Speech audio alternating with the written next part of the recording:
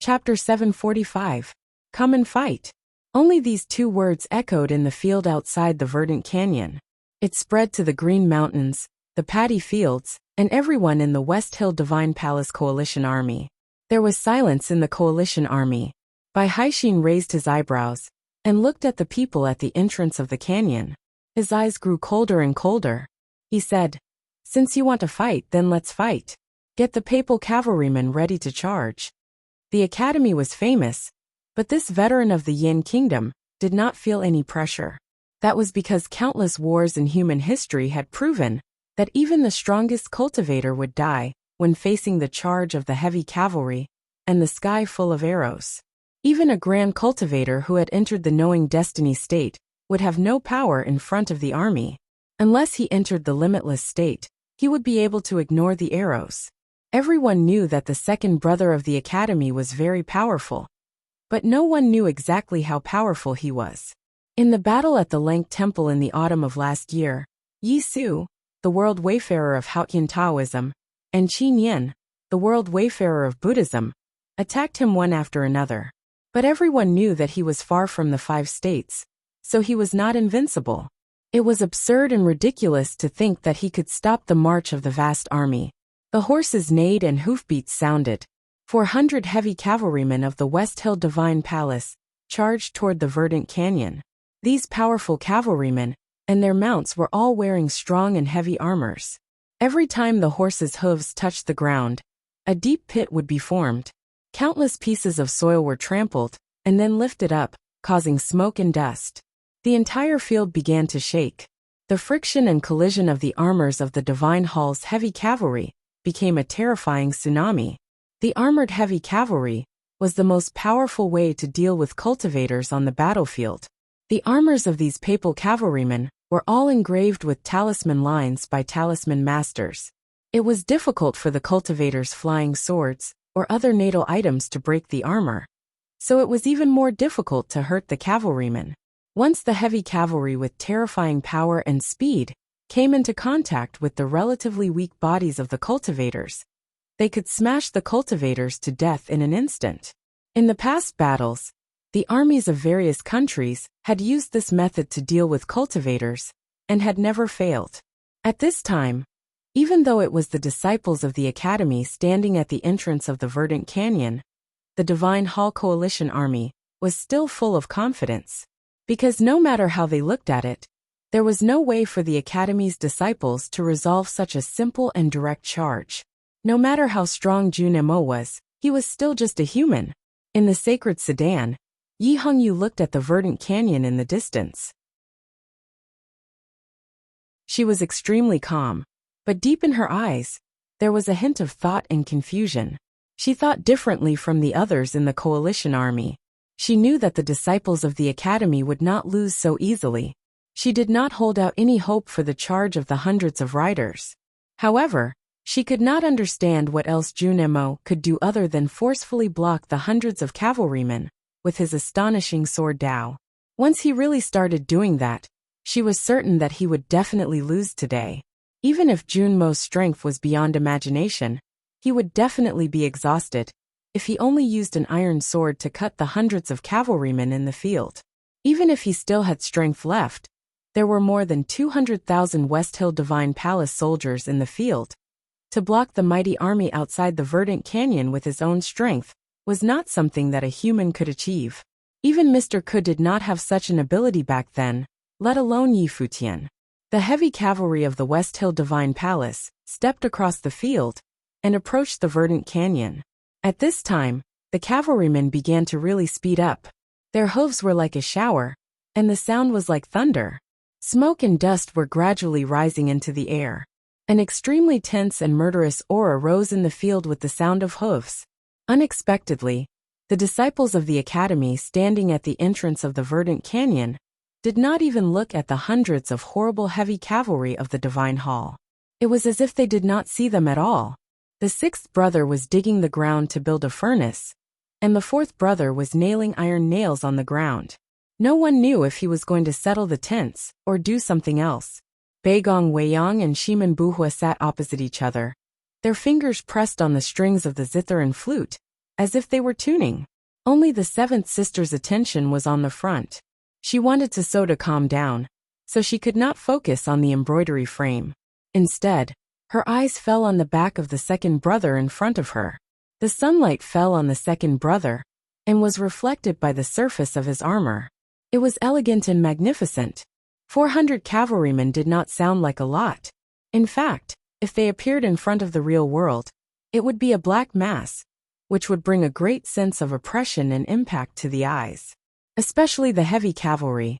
When the cavalry charged, the width of the area where the two armies met was not decided by the charging party.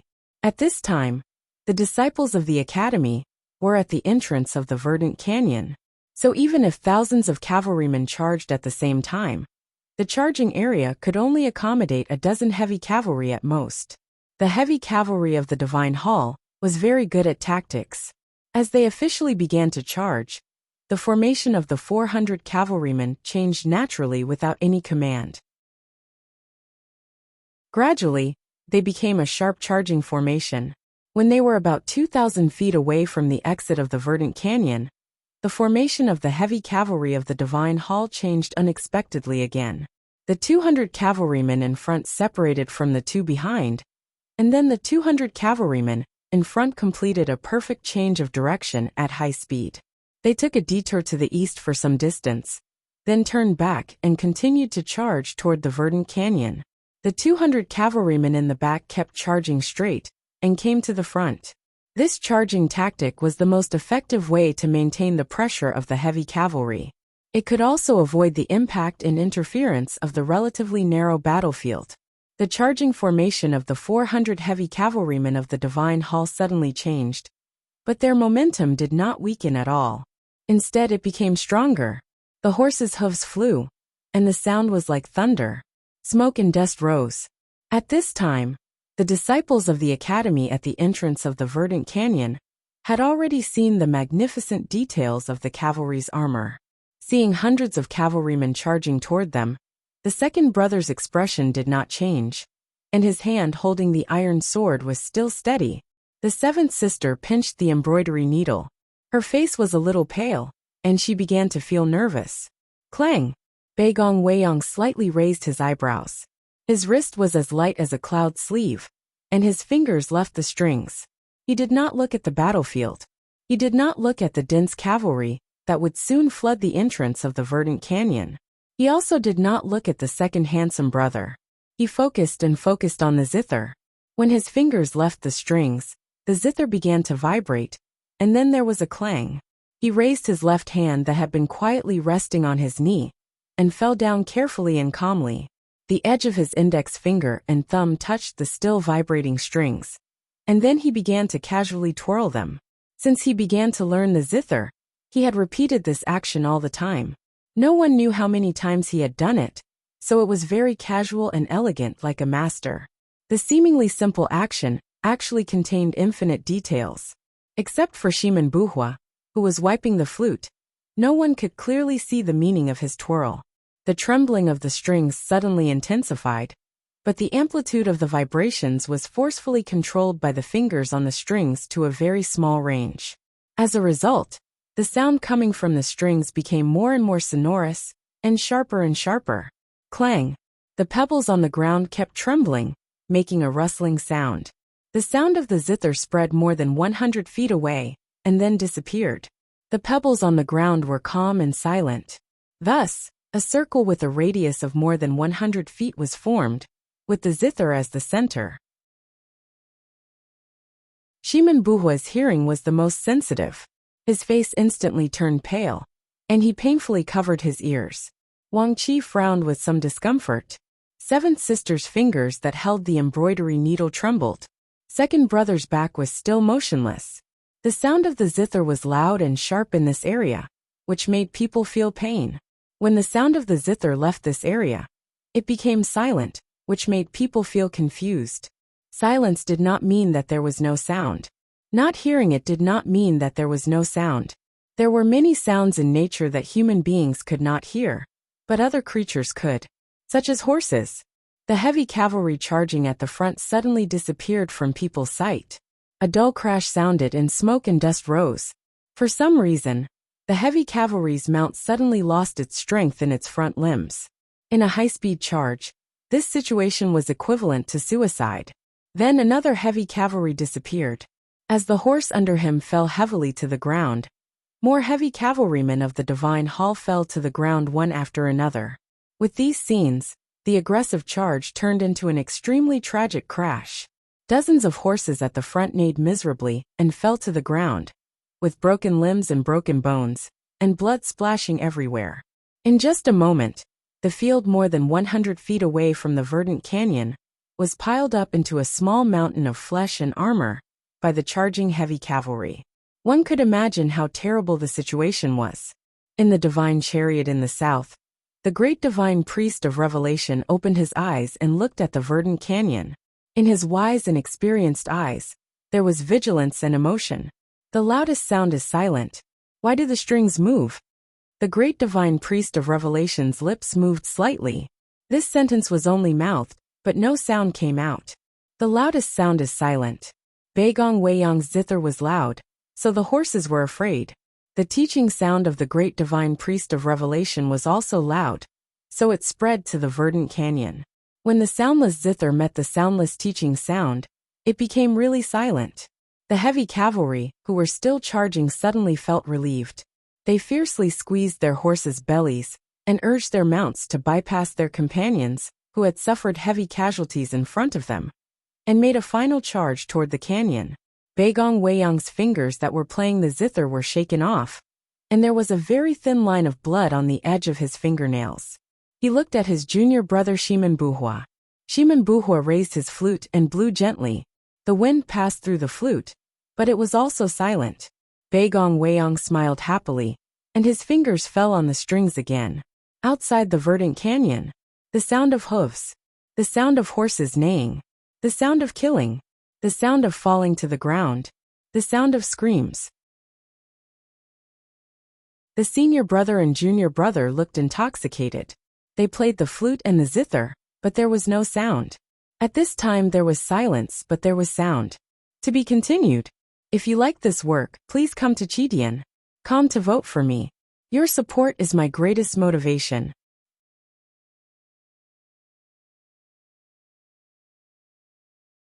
Chapter 746. Although the verdant canyon had collapsed, the entrance was still relatively flat and spacious. However, it was blocked by countless huge rocks not far in, like a terrifying iron wall. Hundreds of heavy cavalrymen rushed from the south. Their purpose was to push the academy disciples to death with the help of the terrible impact. In such a terrain, even if they succeeded, there was no chance of survival. Therefore, these heavy cavalrymen were ready to die. Although they saw their companions falling to the ground, and their faces turned pale, they still gritted their teeth and continued to rush forward. After a long time, the field hundreds of feet away from the exit of the verdant canyon was covered with black bodies. The war horses neighed miserably, and the seriously injured heavy cavalrymen struggled to stand up, but they could not. The scene was extremely bloody and miserable. Only the last dozens of cavalrymen at the back were sure that the charge had failed and retreated with great difficulty. In the West Hill Divine Palace Coalition Army in the south, the great divine priest of Revelation stopped chanting and looked in the direction of the verdant canyon. His old face showed a very complicated expression. He sighed and said, "Rhythm is the end. Even if you too cultivate to the knowing destiny state, you can't see the end of the way of heaven. Why do you have to do this?" The great divine priest of Revelation's voice sounded at the exit of the verdant canyon. Baigong Weiyang understood the meaning of this sentence. He looked to the south and said, "All the methods in the world are Tao. Cultivating rhythm is cultivating the way of heaven. However, rhythm is not used for fighting, but for understanding. What's the difference between a knowing destiny state cultivator and an ordinary person? I thought the great divine priest was an elegant person, but you don't even understand this." When he was talking to the great divine priest of Revelation, no one paid attention to him. At the entrance of the verdant canyon, they were all quietly doing their own things. Seventh sister was dividing the lines, and fourth brother was holding a sand table and instructing sixth brother to insert something. Of course, the West Hill Divine Palace Coalition Army would not give them any chance to rest. When the heavy cavalry's charge was about to be thwarted, countless cavalry and archers had already rushed out of the formation. They galloped to the verdant canyon for a distance, and then pulled their bows and arrows. Hearing a military order, countless hardwood bowstrings buzzed and countless arrows left the bowstrings. With a shrill sound, they went straight to the blue sky, as if they were going to shoot through the sky. Countless arrows reached the highest point in the air, and then began to fall. The shrill sound of breaking through the air became sharper and more terrifying. Finally, it turned into a dark storm of arrows falling toward the mouth of the verdant canyon. Second brother stood in front of the formation and looked at the dense arrows falling like rain. He had no intention of dodging at all. He just reached out and put down his mask. With a crisp sound of metal clashing, the armor covered his whole body. Dang, dang, dang, dang, dang, dang. A series of crisp and muffled sounds of arrows colliding rang out continuously, almost simultaneously. There were at least 20 arrows that accurately hit his body. The sharp arrowhead, with great speed and power, spun and fiercely collided with the armor on his body. However, at this moment, about 3 hairs below the surface of the armor, there was a faint glow. Dense and complicated talisman lines were activated, summoning the chi of heaven and earth in the verdant canyon, and turning it into an armor similar to the chi of heaven and earth on the surface of the metal armor. An ear-piercing sound of friction rang out. The arrowheads of those arrows were extremely sharp, but they could not even pierce through the outermost protective layer of the chi of heaven and earth. The huge impact was finally transmitted to the arrow shafts. Some of the 20 or so arrows were broken in the middle, and some were bent out of shape. They fell weakly on the ground in front of second senior brother, like useless straws. Second senior brother did not move at all, like a mountain. The long-range arrow attack basically covered a large area. Therefore, compared with second brother, who was hit by more than 20 arrows, the Academy disciples had to bear more dense and terrible arrows. When the countless arrows shot by the West Hill Divine Palace Coalition Army had just left the bowstrings and turned into dense black dots in the sky, the Academy disciples took action in advance. Under the command of fourth brother, sixth brother inserted a dozen metal rods into the ground within a radius of more than 100 feet. The bottom of each metal rod was tied with a red line. These red lines were randomly placed on the ground, with many knots in the middle. They were tied to everyone's ankles, leaving only 2 threads. One was tied to seventh sister's embroidery needle.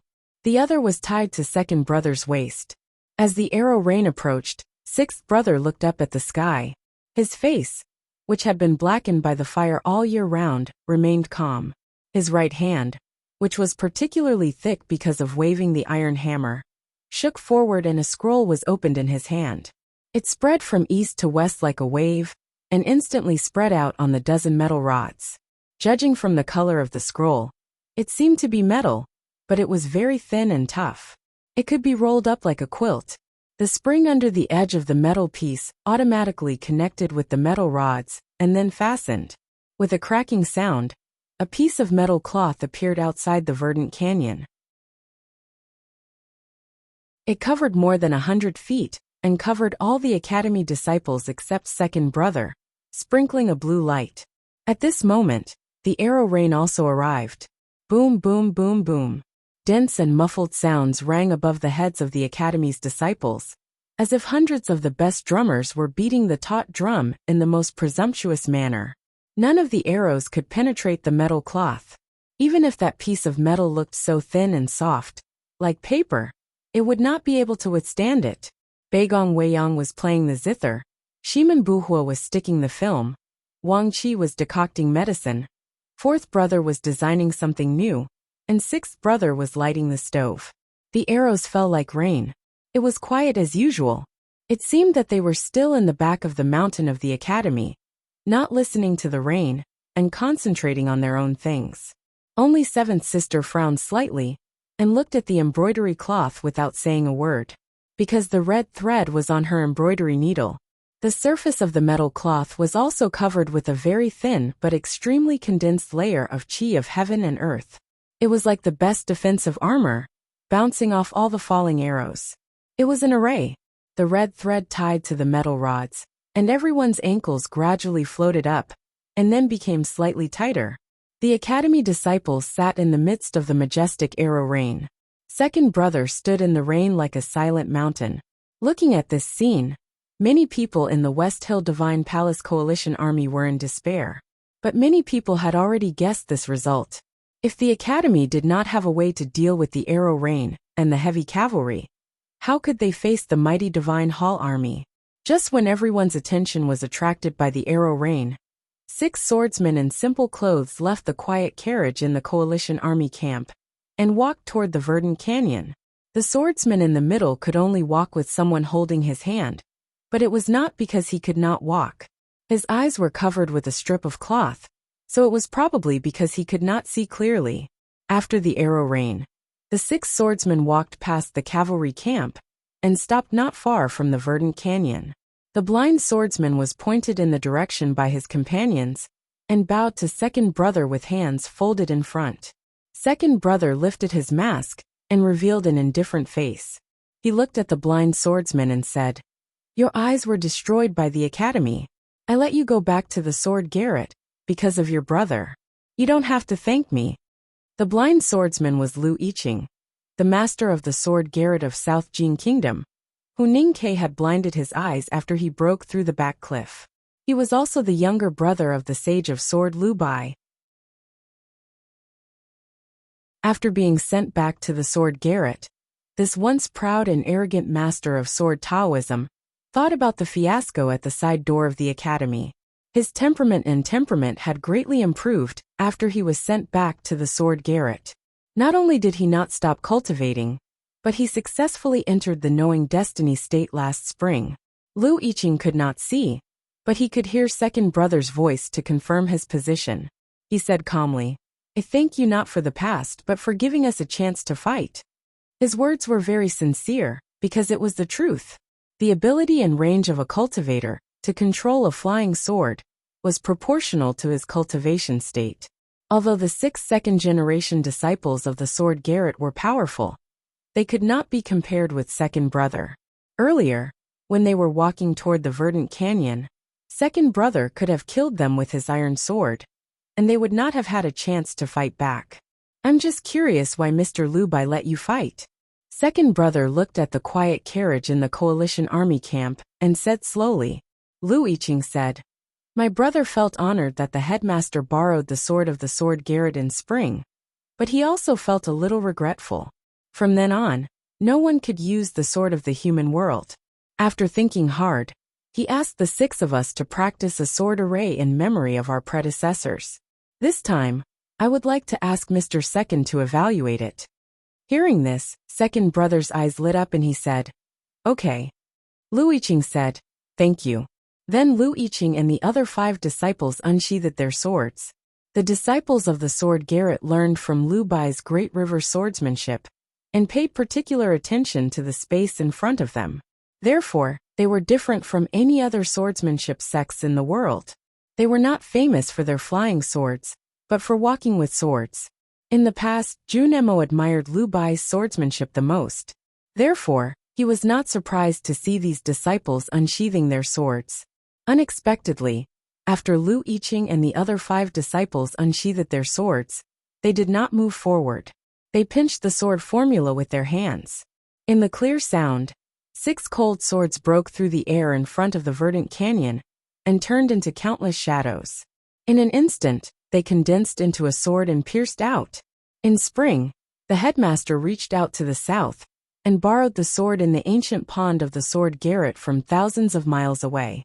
He killed the divine general of the Haotian divine kingdom and cut off the head of the giant golden dragon. After that, that sword was no longer an ordinary sword, but a real sword of the human world. Even Lu Bai could not use that sword anymore. Lu Bai thought hard for countless days and finally confirmed that since there was no headmaster, no one could use the sword of the human world alone. Therefore he chose another path. He gathered 6 of the most outstanding disciples of the sword garret and practiced a sword array. They gathered the strength of several people to perform one sword. Lu Bai was very clear that even if all the disciples of the sword Garrett gathered their strength, they would not be able to perform the sword of the headmaster. But he did not want much. As long as he could have the shape of the sword and the sword essence, it would be enough. 1,000th of the sword of the human world was enough to sweep the world. This was the sword outside the verdant canyon. Looking at the sword that broke through the air, the second brother praised, "Good sword." He stabbed the iron sword in his hand into the field in front of him. Facing such a powerful sword, he did not seem to be ready to use his sword. What was he going to do? Bai Haixin is from the South Jin Kingdom, not the Yin Kingdom. I wrote wrongly. My brain is not working well, and my illness is a little troublesome. Yesterday I went to the hospital, and my friends found out that I was really sick. They did not say sorry to me and sigh. I will recover as soon as possible. To be continued. If you like this work, please come to Chidian.com to vote for me. Your support is my greatest motivation.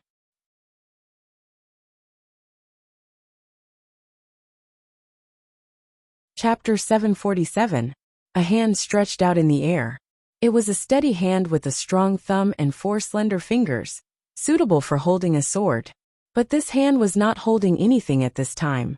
It was just pointing at the huge sword that was breaking through the air. Several wisps of extremely faint aura were released from the fingers. The huge sword seemed to feel something and began to tremble. Then it swung up and down, left and right, more and more violently, like a person who was tied up and struggling. Second brother looked at the huge sword in silence. There was no extra emotion on his face, only calmness. The sword became more and more restless. The people who were watching the battle in the wilderness could even vaguely feel fear from the sword's struggle. The huge sword trembled more and more violently. Gradually, cracks appeared on the body of the sword, and then it split again. With a few swishing sounds, several sword shadows appeared in the air hundreds of feet above the ground. Then they turned into several sword rainbows and flew towards second senior brother's body, one after another, in a very circular trajectory. Although the swords were fast and sharp, they did not have any killing intent. When a flying sword flew in front of second senior brother, it suddenly slowed down and finally stopped in front of him. The body of the sword trembled slightly, like a very obedient child waiting to be punished after doing something wrong. Second brother reached out and grabbed the hilt of the sword. He plucked the flying sword and stuck it into the ground in front of him. The word plucked was very accurate, because he was not snatching, or stealing. He just casually reached out and grabbed the flying sword from the air. His movements were very ordinary and natural, as if he was plucking a fruit from a tree branch. The second flying sword arrived at this time. Second brother reached out and plucked it, sticking it into the ground in front of him. The third flying sword. The fourth flying sword. The fifth flying sword. Second brother stood outside the verdant canyon. A wide iron sword was stabbed into the ground next to him. Beside the iron sword, there were 5 swords stuck in the ground. It looked like a fence made of swords. The 5 swords used to be a huge sword from the sword Garrett of South Jin Kingdom. It was made by Lu Bai, the sage of sword. It had learned the style of the headmaster and the bearing of the predecessors, so its power was naturally extraordinary. However, after encountering second senior brother, the sword could only crack open again, and obediently let itself be plucked off. Then it was made into a fence. The disciples of the sword Garrett looked at the scene in the verdant canyon in the distance. They were so shocked that they were at a loss. Later, they found that their natal swords were out of control, and their sense of perception was severely damaged. They spat out blood. There was dead silence in the West Hill Divine Palace Coalition Army. Especially those great figures with profound cultivation. Their expressions were even more unsightly. Only they knew what second senior brother's seemingly simple method of plucking the sword to form a fence actually meant. It was already unimaginable for the sword pavilions to be forcefully separated. What shocked them even more was the scene of second senior brother retrieving the 5 swords. Cultivation was about control.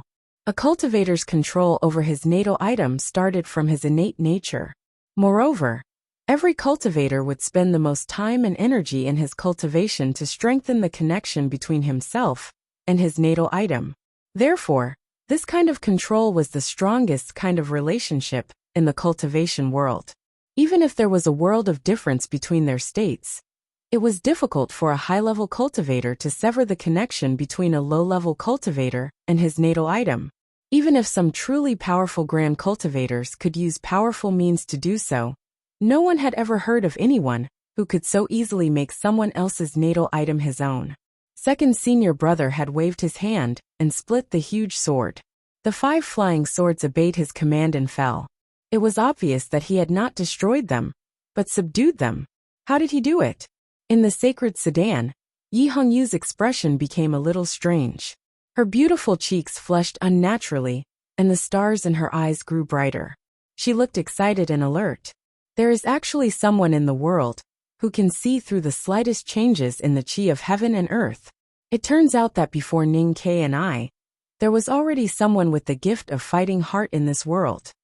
Facing the powerful sword of the Sword Garret of South Jin Kingdom, second senior brother did not choose to use his sword. He chose to attack. He used one hand. One hand was enough. However, the battle at the Verdant Canyon did not end there. The huge sword of the Sword Garret of South Jin Kingdom had combined 6 swords into one. At this moment, 5 swords were stuck in the ground in front of second senior brother, and 1 sword was missing. Lu Yiqing sat cross-legged in the wilderness and whistled. Blood seeped out of the white cloth that covered his eyes. Psyche power shot out. An ethereal sword shadow appeared in the blue sky and disappeared instantly. When it reappeared, it had already passed through second senior brother's position and reached the metal canopy in front of the Verdant Canyon. The Sword Firmament Pavilion didn't think that they could defeat their second senior brother with this sword. From the beginning, their goal was to use this sword to hide the last sword shadow. After Lu Yiqing's eyes were blinded by Ning Ke, his heart of sword became extremely pure and steady. Being unable to see made him extremely sensitive to the qi of heaven and earth. Now his sword was as strange as a ghost. That strange sword shadow was aimed at Beigong Weiyang. The charge of the cavalryman of Divine Hall had already proved that Beigong Weiyang was the key figure in this battle. Lu Yiqing's target had always been him, and the zither on his knees. Sensing that success was right in front of him, and that his natal sword was about to touch the taut strings, Lu Yiqing could not suppress his excitement, and his whistling became sharper. His eyes were injured by Ning Ke at the side gate of the academy. But he did not hate the academy because it was a fair fight. He just wanted to defeat the academy, even if only once, no matter who it was. The next moment, Lu Yiqing's whistling suddenly stopped. His face revealed a very complicated expression, because he felt that his life-bond sword had touched many strands like strings. But they were not zither strings, because there were too many of them. So many of them were like a net waiting for him to throw himself into. Beigong Weiyang's attention was always on the zither strings. He did not care about what was happening on the battlefield, because second brother was always standing there like a mountain, so he thought he was definitely safe. Therefore, when Lu Yiqing's indescribable sword shadow suddenly disappeared from the blue sky, flashed inside the metal canopy, appeared in front of him, and was about to stab into his chest, he was startled. As the great divine priest of revelation had said, he and Shimen Buhua cultivated with rhythm. Even if they reached the knowing destiny state, they still could not fight. So he had no way to deal with this flying sword. At this moment, Beigong Weiyang thought he was really going to die. But then he remembered that there were many people around him, so he knew he would not die. He was indeed not dead. Seventh sister Muyu raised her wrist slightly, and the embroidery needle between her fingers went through the embroidery cloth. The red thread on the embroidery needle had been hanging on the ground, tied to everyone's ankles, and the metal rods. As she moved, the messy red thread also moved. As the red thread moved, there were countless fine and tough auras coming out of the canopy. The strange sword shadow was bound by countless auras, and suddenly became like an insect in a spider's web, or a beast in a swamp. No matter how hard it struggled, it could not move an inch. Lu Yiqing, who was sitting cross-legged in the field in the distance, knew the situation he was facing better than anyone else because of the connection of his natal sword. He tried to call back his natal sword without hesitation. The strange sword shadow, because of the sudden stillness, finally showed its body. It was a very dim and thin flying sword, ready to retreat quietly. Fourth brother was drawing something on the sand table with his head down. Feeling the flying sword's intention to leave, he raised his head and flicked his fingers. A yellowish fu paper flew up, fell on the sword and wrapped it up. Lu Yiqing's strange sword was extremely sharp. At this time, under the control of his psyche power, it was forced to retreat. With a sizzling sound, a crack appeared on the yellowish fu paper, and the talisman intent was not fully released. But the two were locked in a stalemate, and there was always a period of temporary stillness.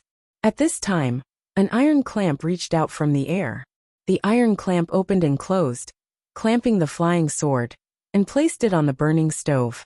The blue-hot flame instantly burned the fu paper wrapped around the sword. A heavy iron hammer was raised high and then smashed down. There was a crisp bang. The dim and thin but extremely tough strange sword was smashed and jumped up, as if it could not bear the pain. Sixth senior brother was forging iron. This was sixth brother forging swords. This was an action he had repeated all his life. Even the most hard-working swordsman in the world could not be more skillful and natural than him. So the strange sword had no chance to refuse. It was smashed into scrap metal. There was a puff. Lu Yiqing's face was pale, and his chest was covered with blood. His body swayed, and he almost fell. At this time, he finally understood why his strange sword could hide from second brother's eyes. It was because these academy disciples did not care about his strange sword at all. This strange sword of yours is not bad. You are also good to be able to enter the knowing destiny state in such a short time. But what is really good is the big sword from before. Second brother said, Lu Bai's idea is good. The teacher's sword of the world can sweep the world with just a wisp of sword style. Unfortunately, your cultivation states are a little weak. If there were 6 swordsmen in the knowing destiny state, it would be much more difficult for me to deal with them. Lu Yiqing stood up with the help of his fellow disciples. He wiped the blood off his lips and listened to the direction of the voice. He bowed sincerely and said, Thank you for your advice, Mr. Second. Go back and tell Lu Bai that since we have to fight in the end, we might as well fight now. Why should we let you guys die? Now that I am in my peak state, I can fight to my heart's content. Second brother looked to somewhere in the south and said expressionlessly, In the West Hill Divine Palace Coalition Army camp in the south. The quiet horse carriage was still very quiet. After a while, a somewhat lonely voice came from the carriage. The more you fight, the stronger you become. Since you want to fight to your heart's content, I naturally have to wait for you to fight. Otherwise, wouldn't it be a waste of the battle between us? Better, I will write 2 chapters tomorrow. In addition, I recommend a new book by Xiao Sarang. The book is called The Strongest Prison System, and the book number is 253-3323. Please support it. To be continued. If you like this work, please come to Chitian.com to vote for me. Your support is my greatest motivation. Chapter 748. Countless arrows lay on the metal tarp, forming a thick layer that looked like dark dry straws. It covered the metal tarp and made it look like a thatched hut. The cool autumn wind blew on the edge of the thin metal tarp, making a rustling sound, as if it was flipping the paper in a mansion's boudoir, and no one knew when the paper would be torn. The disciples of the academy did not worry that the tarp above their heads would be torn by the autumn wind. They believed in the 6th brother's talent in material science, so they did their own things quietly. Lu Yiqing's sword had become a thin black and edgeless iron rod on the stove. The 6th brother was still holding the iron hammer and hammering on it. No one knew what he wanted to refine the sword into. Beigong Weiyang tuned the strings and carefully wrapped a layer of soft cotton cloth around his fingers. The film that Shimen Buhua had applied had also dried and formed a protective layer on his fingertips. He pressed on the holes one by one to test the feel of the flute. The 4th brother frowned and stared at the automatically changing lines on the sand table. His calm eyes flashed with a wisp of divine sense. No one knew what he was calculating at the moment, whether it was the life and death of everyone or the end of the battle. Only the 7th sister's mood was a little strange. She was the only woman at the exit of the verdant canyon. She held the embroidery frame, held the embroidery needle, and looked down at the mandarin ducks on the embroidery cloth. In fact, she had been looking at the distant field out of the corner of her eyes. The second brother stood there like a green mountain. There was a worried look on her face. She was not worried about the current situation, or the safety of her fellow disciples under the canopy, but about second brother's safety. Earlier, when Lu Yiqing's sly sword was trapped by the formation, she was the only one who noticed that a faint white turbulence had appeared on the surface of second brother's armor. That was the result of the contact between the sword intent and the talisman intent. The tarp at the exit of the verdant canyon was an array. It was designed by the fourth brother and her, and then arranged by her and the sixth brother. It showed the highest level of the three of them in the academy. This seemingly inconspicuous tarp array could block the autumn rain, the scorching sun, and could not be broken by the autumn wind. Most importantly, this canopy formation could protect everyone under the canopy formation, and it could transfer all the attacks that the canopy formation couldn't withstand to the disciples under the canopy to second senior brother. When the verdant canyon collapsed, the Tang Empire's thousand-year assassins suddenly attacked and killed 3 divine talisman masters of the West Hill Divine Palace. Second brother once said that if the Divine Hall Coalition army wanted to cross the verdant canyon, they had to defeat him. It was not that he did not respect his fellow disciples of the academy, but it was the truth. Second brother would take all the attacks from the West Hill Divine Palace on behalf of his younger brothers and sisters. Therefore, before he fell, the disciples of the academy would definitely be able to defend the verdant canyon. However, this also meant that he had to bear more. The sword Garrett of South Jin Kingdom had attacked. Although no one had expected that the second-generation disciples of the sword Garrett would be able to defeat the people from the college, it was still shocking that they had ended up in such a pathetic state. There was dead silence in the West Hill Divine Palace Coalition army. They are only in the see-through state. We all know that the disciples of the academy are only in the see-through state. How could they set up such an amazing array? A highly accomplished array tactical master from the West Hill Divine Palace looked at the simple canopy formation at the exit of the verdant canyon and could not help but reveal an expression of admiration. The voice of the array tactical master came into the divine chariot. Yi Hongyu frowned slightly, and the color of the gown of judgment became darker and darker. She had lived in Chang'an for a period of time and had many dealings with the academy. However, it was not until this moment that she realized that the academy's potential was actually higher than everyone had imagined. In the decades between Kaharan and Ning Ke, the 2 generations of the academy who had entered the human realm, the academy had always been very low-key. Even in the cultivation world, not many people knew who was in the back of the mountain of the academy. The West Hill Divine Palace and the sword Garrett of South Jin Kingdom naturally knew more. But their attention had always been on Mr. First, Mr. Second, and Chen Pippi and Ning Ke, who had entered the academy last.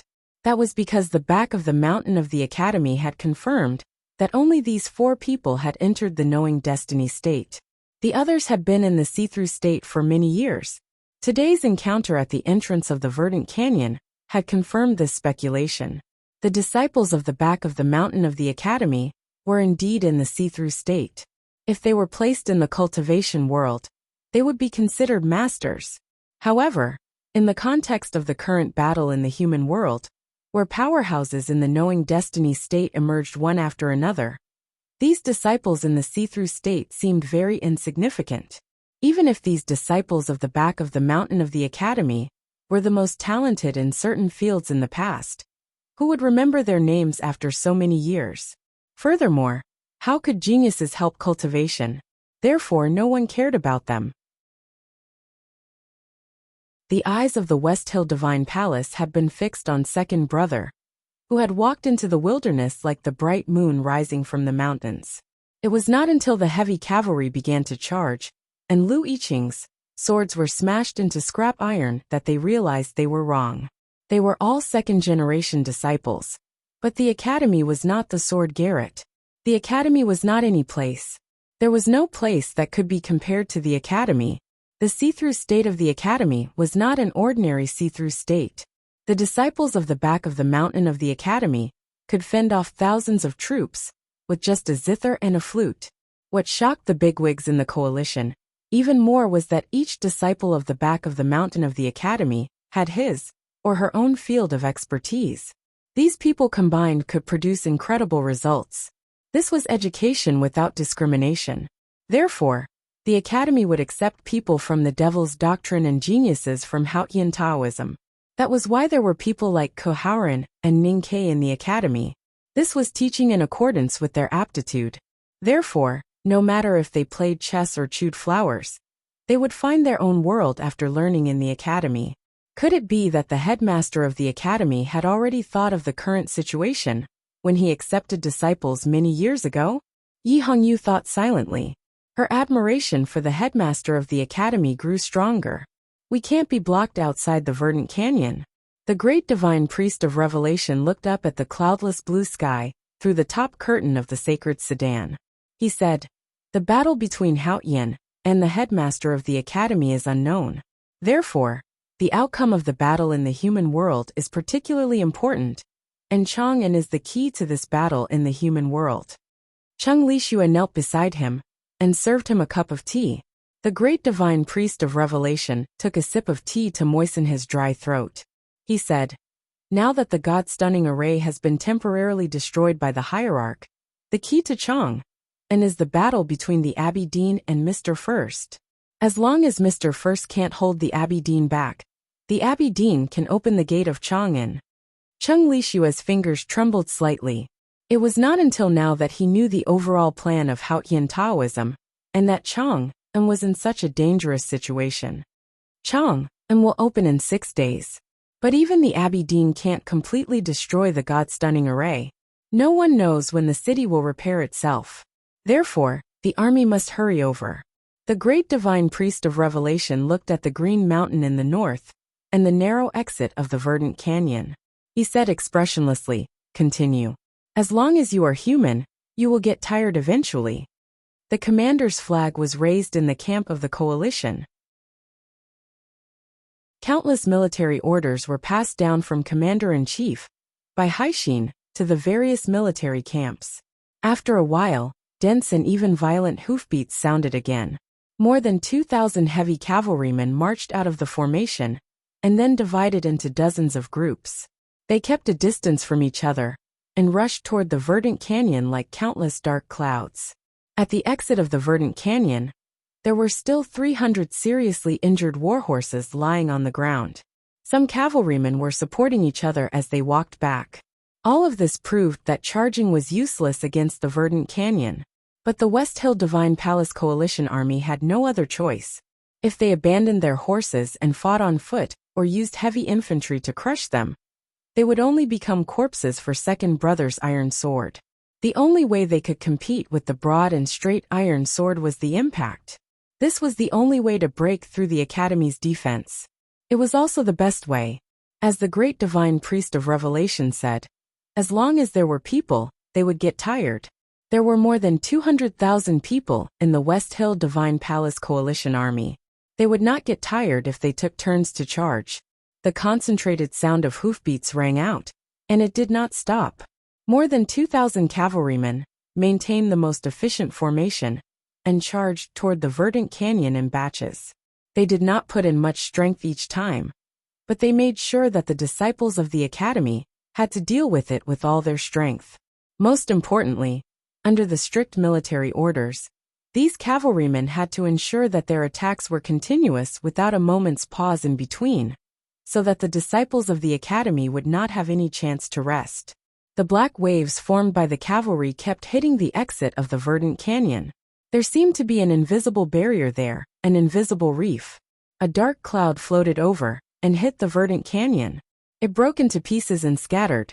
A black wave crashed into the verdant canyon, breaking into water foam and falling down silently. The screams of the warhorses and the sound of bones breaking rang clearly in everyone's ears.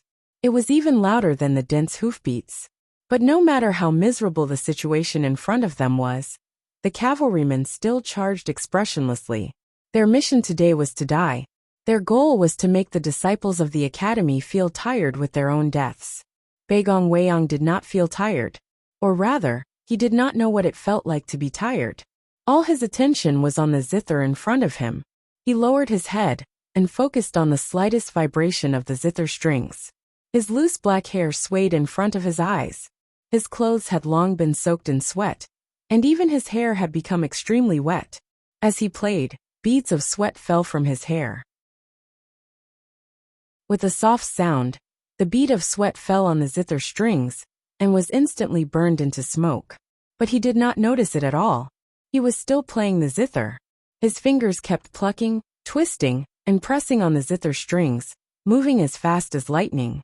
The cotton cloth wrapped around his fingers had long been torn and blood could be seen faintly. Shimin Buhua did not feel tired. He only felt a little pain. His hand was very painful. The glue that had been stuck to his fingertips had long been torn apart, with the countless punching movements. It peeled off and dried into powder, flying around the flute like fog or smoke. There were already mottled blood stains on the smooth and lustrous flute. It was very beautiful when blended with the faint vermilion color of the flute. This pair of senior brother and junior brother, who were good at music, were originally the most carefree, cheerful and joking people in the back mountain of the academy. But once they immersed themselves in the world of music, they had a different kind of elegance. But at this moment, they did not have any elegance to speak of. They were not in the mood to tell jokes. Their faces were pale, their lips were dry, and their hair was messy. They were as haggard as those old musicians who performed on the streets. Their expressions were very solemn, very heavy and very solemn. This kind of heaviness made them show another kind of admirable aura. There is one more chapter. To be continued. If you like this work, please come to Chidian.com to vote for me. Your support is my biggest motivation.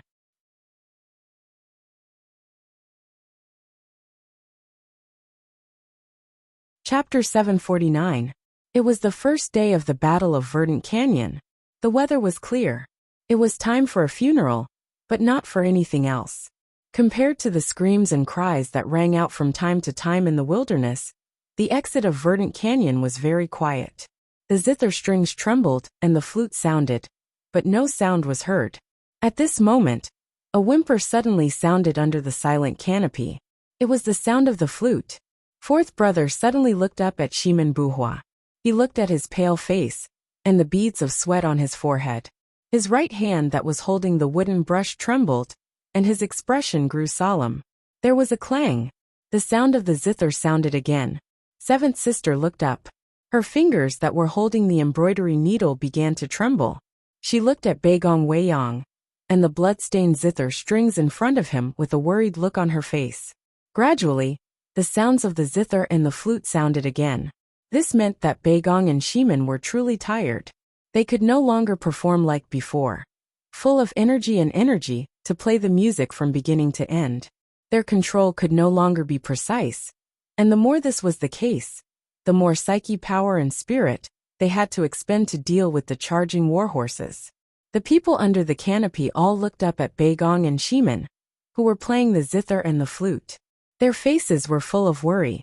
Second brother, who was standing in the wilderness outside the canopy, did not look back. His right hand reached for the hilt of his iron sword. Baigong and Shimin did not know that their fellow disciples were looking at them. Their spirit and attention, and even their souls, were focused on the zither and the flute. They were the first to realize the problem. They did not want to withdraw from this battle. The disciples of the academy under the canopy all knew that the West Hill Divine Palace Coalition Army did not care about the heavy casualties and continued to launch suicidal attacks in order to wear them down. More precisely, they wanted to wear down second brother, because the defense of the Verdant Canyon depended on second brother. Therefore, what the younger brothers and sisters had to do was to try their best to help senior brother hold on for a while longer, so that he could rest for a while and deal with the real attack that was coming soon. Baigong and Shimin were indeed tired. Their bodies were tired, and so were their fingers. The blood that flowed from their fingers stained the zither and the flute. Even the sounds of the zither and the flute began to become hoarse. But their hearts were not tired. At least at this moment, their hearts were firm and strong enough. Baigong Weiyang's fingers suddenly stopped. He raised his head and looked at the endless cavalrymen of the allied army charging over from the plains. He smiled. Then with a clear whistle he flicked his wrist. His bleeding fingers stroked the strings of the zither from back to front, his movements extremely elegant. The clear sound of a zither rang out like spring water. When Shimen Buhua heard the real sound of the zither, a resolute smile appeared on his face. The flute suddenly burst forth with a real and bright sound, like that of a shepherd boy blowing leaves. At this moment, the zither and flute were no longer playing soundless music, but real music. The spring water gurgled, gradually turning into a golden strike. The shepherd boy blew the leaves, which gradually turned into a mournful wail. The sound of the zither and flute carried an indomitable and heroic aura, spreading to the wilderness. It was a golden daggeraxe, an iron horse. The violent sound of the zither and flute caused the charging war horses to go berserk. For the cavalrymen of the Divine Hall and South Jin Kingdom, who were riding on the war horses, the music was like countless sharp knives, directly stabbing into their brains. Several cavalrymen at the forefront cried out in pain and fell off their horses. Their feet were dragged by the stirrups, and their bodies were dragged forward in the wilderness. After a while they were covered in blood, and many bones were broken. Their hands were clearly empty, but they didn't untie their feet. They just tightly covered their ears. To them, the pain brought by the sound of the zither and flute was countless times greater than the pain of broken bones and torn flesh being dragged forward by the war horses. When more cavalrymen heard the sound of the zither and flute, their faces suddenly turned pale. They instinctively threw away all the weapons that should not have left their hands, and then covered their ears tightly. Even so, they still could not stop the sound of the zither and flute. It was like the whisper of Yama, drilling into their ears and deep into their minds, cutting their consciousness into countless painful pieces. Howls, screams, and cries of pain rang out continuously in the wilderness. The originally disciplined cavalrymen all became crazy at this moment. They covered their ears, their faces twisted in pain. Under such circumstances, the cavalrymen naturally could not lead the charge. The war horses, who had lost their commanders, stopped jumping uneasily and paced back and forth in the wilderness, looking especially terrified and lost.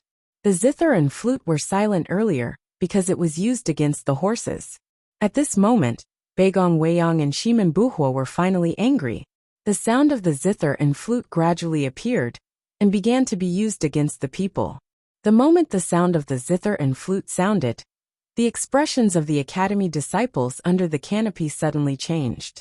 This was because they knew very well what kind of price Baigong and Shimen Buhua had to pay for this kind of music.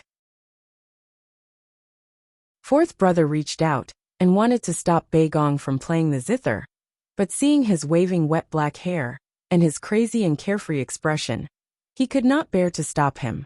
Outside the verdant canyon, there was a semicircle of 1,000 feet. Second brother stood inside. Outside the semicircle, countless cavalrymen of the West Hill Divine Palace Coalition Army were lying on the ground. It was like the famous breakwater by the storm sea of the Kingdom of Song, but this black breakwater was filled with screams and cries of pain. Countless war horses fell to the ground and died. Countless cavalrymen were crushed to death by the heavy war horses. Countless horses and cavalrymen were still alive, but their flesh was broken, and they were better off dead than alive. One could vaguely see cotton balls stuffed in the ears of some of the horses and cavalrymen, but it was obvious that these cotton balls did not have the desired effect. They were stained with red blood, probably because their eardrums had been shattered. This was an extremely tragic scene. Over the past countless years, there had been countless tragic wars in this world, but rarely had such a scene appeared. And all of this was because of a zither and a flute.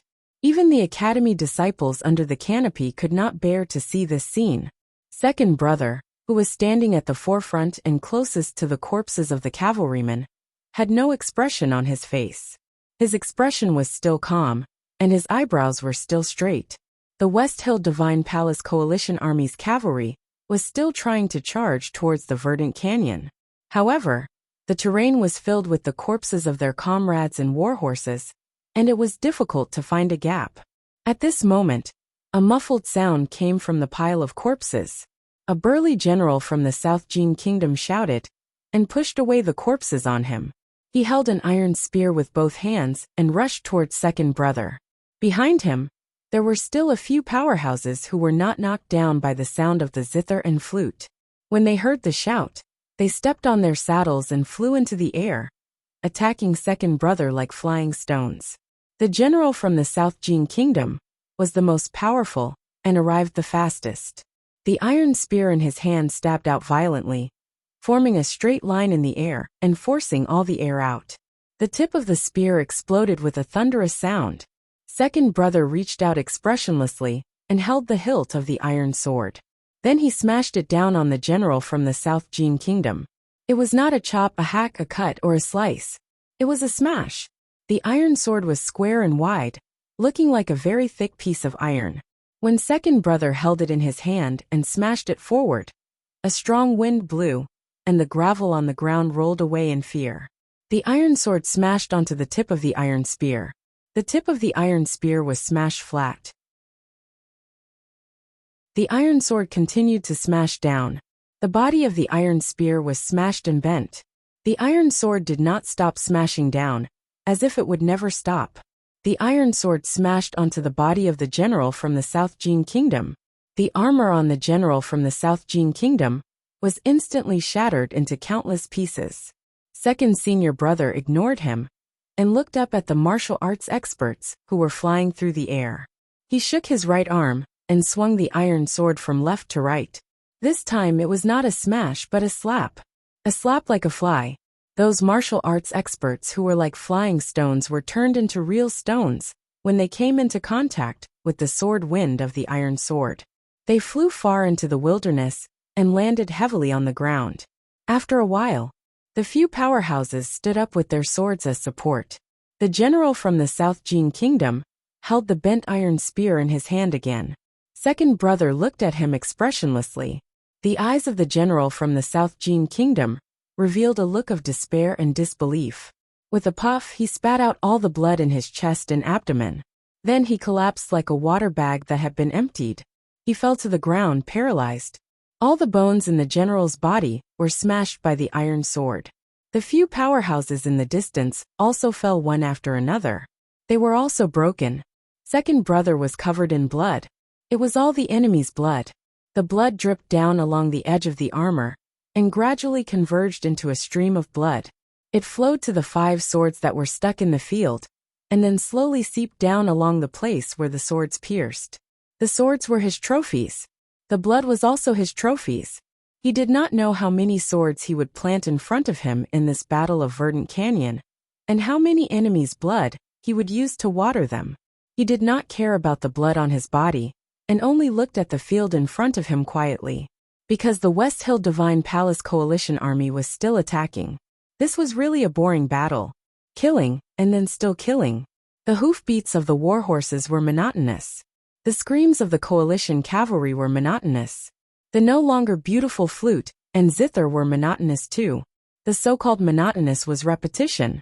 The sun in the sky gradually moved to the west and gradually turned red. The light that shone on the field also became much redder and warmer. On the field outside the Verdant Canyon, there were countless corpses. The screams of the corpses gradually subsided, and the surroundings were deathly silent. The field in the dusk seemed to be smeared with blood. In fact, it was smeared with blood too. From noon to dusk, the West Hill Divine Palace Coalition army had filled in at least 1,000 cavalrymen. The zither and flute never stopped playing. Because Baegong and Shiman knew very well that as long as the zither and flute did not stop, second brother could not move. Second brother indeed did not move. He did not move. He still stood where he was. He did not take a step back. Because behind him was the Verdant Canyon. Behind the Verdant Canyon was the Tang Empire. Suddenly, the sound of gongs rang in the south of the field. The West Hill Divine Palace Coalition army finally called the cavalry to stop charging. It was not that they could not bear the loss. It was that the soldiers of the West Hill Divine Palace Coalition army felt very tired. The disciples of the academy were very tired. They were very tired. The Divine Hall Coalition army was very tired, in their hearts. This kind of tiredness was called fear. But there were also people who never knew what fear was. Ning Ke had always thought that she was very suitable to study in the academy. A blood-red figure appeared in the field in the dusk. Yi Hongyu's voice rang in the field. Jun Mo, fight with me. Second brother looked at the blood-red robe in the south, that seemed to be burning in the dusk. You are no match for me. After saying this, he carried his iron sword, and walked to the exit of the verdant canyon. At the exit of the verdant canyon, there were broken arrows on the roof like grass. Under the roof, water was boiling in a pot on the stove. The water was about to boil. It was time for dinner. Cool. I finally got the feeling back. 2 wolf howls. 2 chapters tomorrow. To be continued. If you like this work, please come to Chitian.com to vote for me. Your support is my greatest motivation.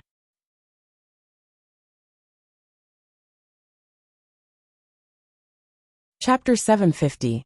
Yi Hongyu stood in the field and looked at the back of the figure walking into the tent. She was silent for a long time with mixed emotions in her eyes. Then she turned around and walked back to the sacred sedan. As the sun set, the cavalry returned to camp. The music of the zither and flute in the verdant canyon gradually faded away. Beigong Weiyang and Shimen Buhua stopped playing, but they were still immersed in the previous atmosphere. Excitement, pleasure, and exhaustion mixed together until they were woken up by a heavy slap. Fourth brother glanced at Wang Qi and signaled him to be ready. Then he stretched out his palm and hit Beigong and Shimen heavily on their backs. Beigong and Shimen felt a sharp pain in their chests and spat out blood. They were confused and didn't have time to question their senior brother angrily when Wang Qi stuffed 2 pills into their mouths. A refreshing medicinal aura instantly pervaded their chests and abdomens, sweeping away all the irritated and manic feelings from before. The 2 of them felt much more comfortable, and only then did they understand why their senior brother wanted to hit them. You can't hold on for long if you fight like this. Fourth brother said, have a good rest tonight. Beigong Weiyang said, thank you for your help, senior brother. Fourth brother said, my slap is not the key. 11's medicine is the real good stuff. Wang Qi loved thinking, flowers, and healing people since he was a child. He didn't dare to say that his medical skills were unparalleled, but the medicine he developed was definitely the rarest in the world. Hearing his senior brother's praises, he shook his head in embarrassment. Just then, second brother walked into the tent. Everyone hurried forward and helped sixth senior brother remove the heavy armor on his body. Everyone thought of how Yi Hongyu had challenged him to a battle, and how senior brother had only said that she was no match for him before asking her to step down. They all praised senior brother's elegance. Second brother said calmly, that girl is powerful. It will take some effort to defeat her. It's better not to fight if you can talk to her. Everyone was speechless when they realized that senior brother actually had such a thought when he turned around. Seventh sister thought mockingly, so you are not as stupid as you usually appear. The pill quickly dissolved in his body. Beigong Weiyang felt that his spirit and psyche power had recovered. He said, let's have a good night's sleep and fight them tomorrow. Shimen Buhua was still excited and said, that's right. No one answered them. Beigong Weiyang looked haggard, and his fingers were all injured. Shimen Buhua was waving his hands in front of him, still maintaining the posture of playing the flute. He looked like a chicken's feet, funny and pitiful. Everyone could tell that if they were to risk their lives again, they might really lose their lives. You guys have worked hard today. Let me do it tomorrow. Second senior brother patted Beigong and Shimen's shoulders. Beigong's body suddenly stiffened. Shimen's mouth opened, and his eyes became wet. Second brother frowned slightly and asked, what's wrong? Beigong sighed and didn't say anything. Shimen Buhua wiped away his tears and said emotionally, senior brother, after so many years in the sect, this is the first time you praise me. Second brother was silent for a moment and then said seriously, I will praise you more in the future. Seventh sister looked at Shimen Buhua's chicken claws and said jokingly, I will stew chicken claws for you tonight. Shimen Buhua asked in confusion, why stew chicken claws? Seventh sister held back her laughter and said seriously, to make up for it. Shiman Buhua smiled bitterly and said, "Wouldn't that make it worse?" A burst of laughter rang out at the exit of the verdant canyon.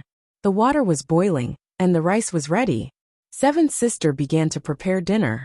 The people from the back of the mountain of the academy had prepared for this trip to the verdant canyon. They had brought enough rice and salted vegetables. They also had a ready-made stove. It was not difficult for her and Wang Qi to cook together. In the southern wilderness, the West Hill Divine Palace Coalition Army began to pack up and cook. It seemed that today's battle had come to an end. Smoke rose everywhere, and the atmosphere finally calmed down. However, the atmosphere at the exit of the verdant canyon became solemn. Second brother was the leader, and the disciples stood behind him. They looked at the endless supply wagons in the south, and their expressions became very ugly. The people who transported the food to the West Hill Divine Palace Coalition Army were from the warlords of Qinghe County. The food must have been stored in Qinghe County.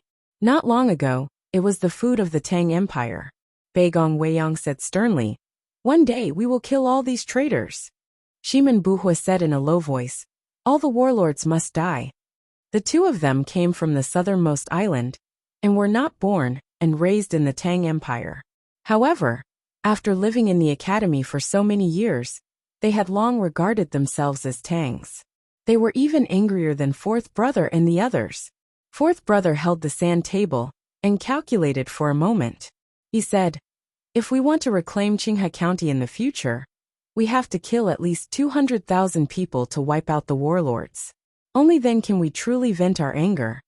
Hearing that they had to kill 200,000 people, Beigong and Shiman Buhua's expressions suddenly froze. They were refined scholars who had dedicated their lives to music. In their entire lives, they had never even killed a chicken.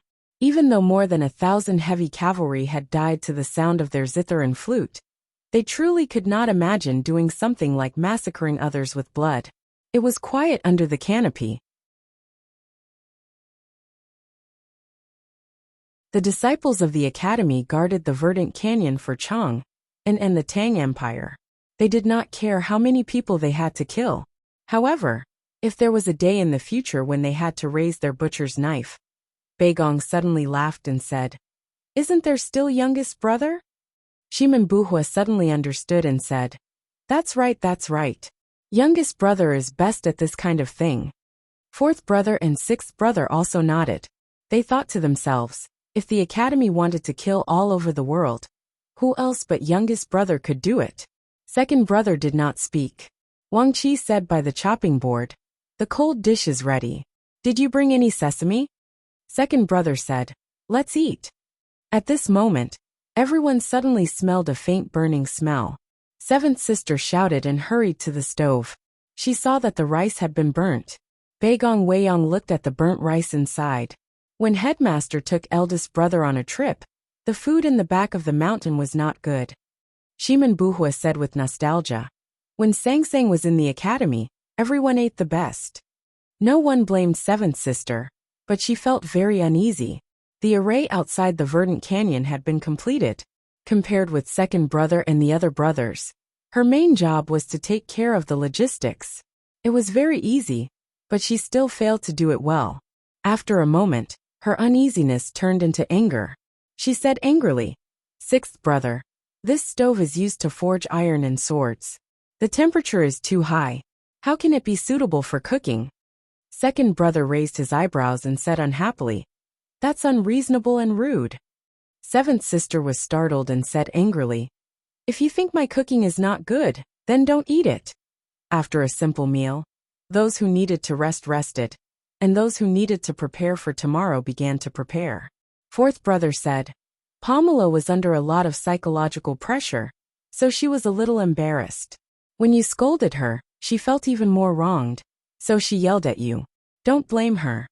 Second brother frowned slightly and said, "Why did she feel wronged?" Fourth brother said, "She was worried about you, so she lost her composure. In the end, she was even scolded by you. She felt wronged." Second brother was slightly startled. After a long silence he said, "That's not necessary." Fourth brother stopped talking about this, because the disciples of the back of the mountain of the academy had been discussing this matter in private for several years, But they had never come to a conclusion. He turned to look at the entrance of the verdant canyon behind the tent. Looking at the faintly discernible stones inside, he said, "If the divine hall is not prepared, we should still guard in the canyon. It will save us energy." Second brother said, "Everything must be done safely. That is the biggest mistake. Today's battle is clear, but the divine hall keeps sending out cavalry. They want to force us into the canyon. Although I don't know what they will do after entering the verdant canyon, I don't want to retreat until the last moment." Why? Because as long as we retreat one step, we may retreat many more steps. Fourth brother turned around and looked at the dark camp of the Allied army in the southern wilderness, saying, "I'm more worried about whether the other party will launch a night attack." Second brother looked up at the bright moon in the night sky and said, "With the teacher watching from the sky, they won't dare to do that." Unknowingly, the other disciples also came out from the tent and stood behind the two senior brothers. They looked up at the bright moon in the night sky, each with nostalgia. "Is it really the teacher?" Wang Qi asked. Second brother said, "Maybe." Sixth brother was not as sentimental as the other disciples. He was used to thinking about simple and realistic problems. He said, "Firewood is a problem. If we want to go into the canyon to collect firewood, we will be easily attacked." Second brother pointed to the field outside the tent. There were dense arrows like a wheat field and said, "There is firewood everywhere." Unlike the entrance of the verdant canyon, which was sometimes lively and sometimes sad, the West Hill Divine Palace Coalition Army camp was filled with frustration and depression. It was very quiet. Bai Haixin drank a cup of wine and ate 2 bowls of rice. Then he signaled his subordinates to remove the table. Then he walked out of the tent and looked at the green mountains under the moonlight. He frowned and fell into a long silence. He was the commander of the West Hill Divine Palace Coalition Army, but in fact, he was not even in the top 5. How could he dare to give orders to the 2 great divine priests of West Hill and the sage of sword Liu Bai? This was his distress. He did not know what the bigwigs of the divine hall were thinking. He did not understand why they had to sacrifice so many cavalrymen just to force the academy into the verdant canyon. Since they were going to guard the main road, it was naturally more suitable to guard in the canyon. What he did not understand was why the academy would rather fight with the army in the field than take a few steps back and enter the verdant canyon. A priest in red walked over and handed him a piece of paper. Bai Haixin looked at it and frowned even more. He thought, "Are we going to continue to die tomorrow? Let all the martial arts cultivators from the cultivation sects and the army come to the tent." Looking back at the Winter Lake, it is the 2nd volume. I found that it is really well written. There is still one more chapter to be continued. If you like this work, please come to Chidian.com to vote for me. Your support is my greatest motivation.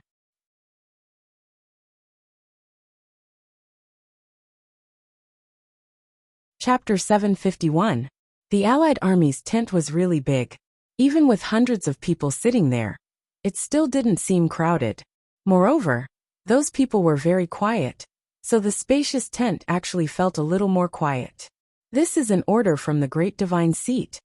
Bai Haixin looked at the people who were resisting with silence and said indifferently, "Don't think about the glory and respect you enjoy in the sects and the human world. You should know that we are in the army now. We are fighting against the Tang Empire. We are carrying out the will of Haotian."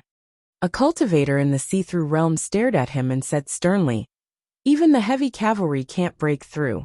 What can we do? Who can withstand the sound of the zither and the flute?" Bai Haixin said, "Since I want you to abandon your horses and fight, then you don't have to worry about your mounts. As for the sound of the zither and the flute, the Revelation Divine Palace is making talismans now, and they will be distributed to you later.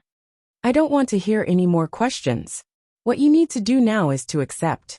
Without waiting for the usually arrogant cultivators to object, he continued expressionlessly, "What ordinary soldiers can't do, of course, has to be carried out by you. Otherwise, why would Taoism pay for you?"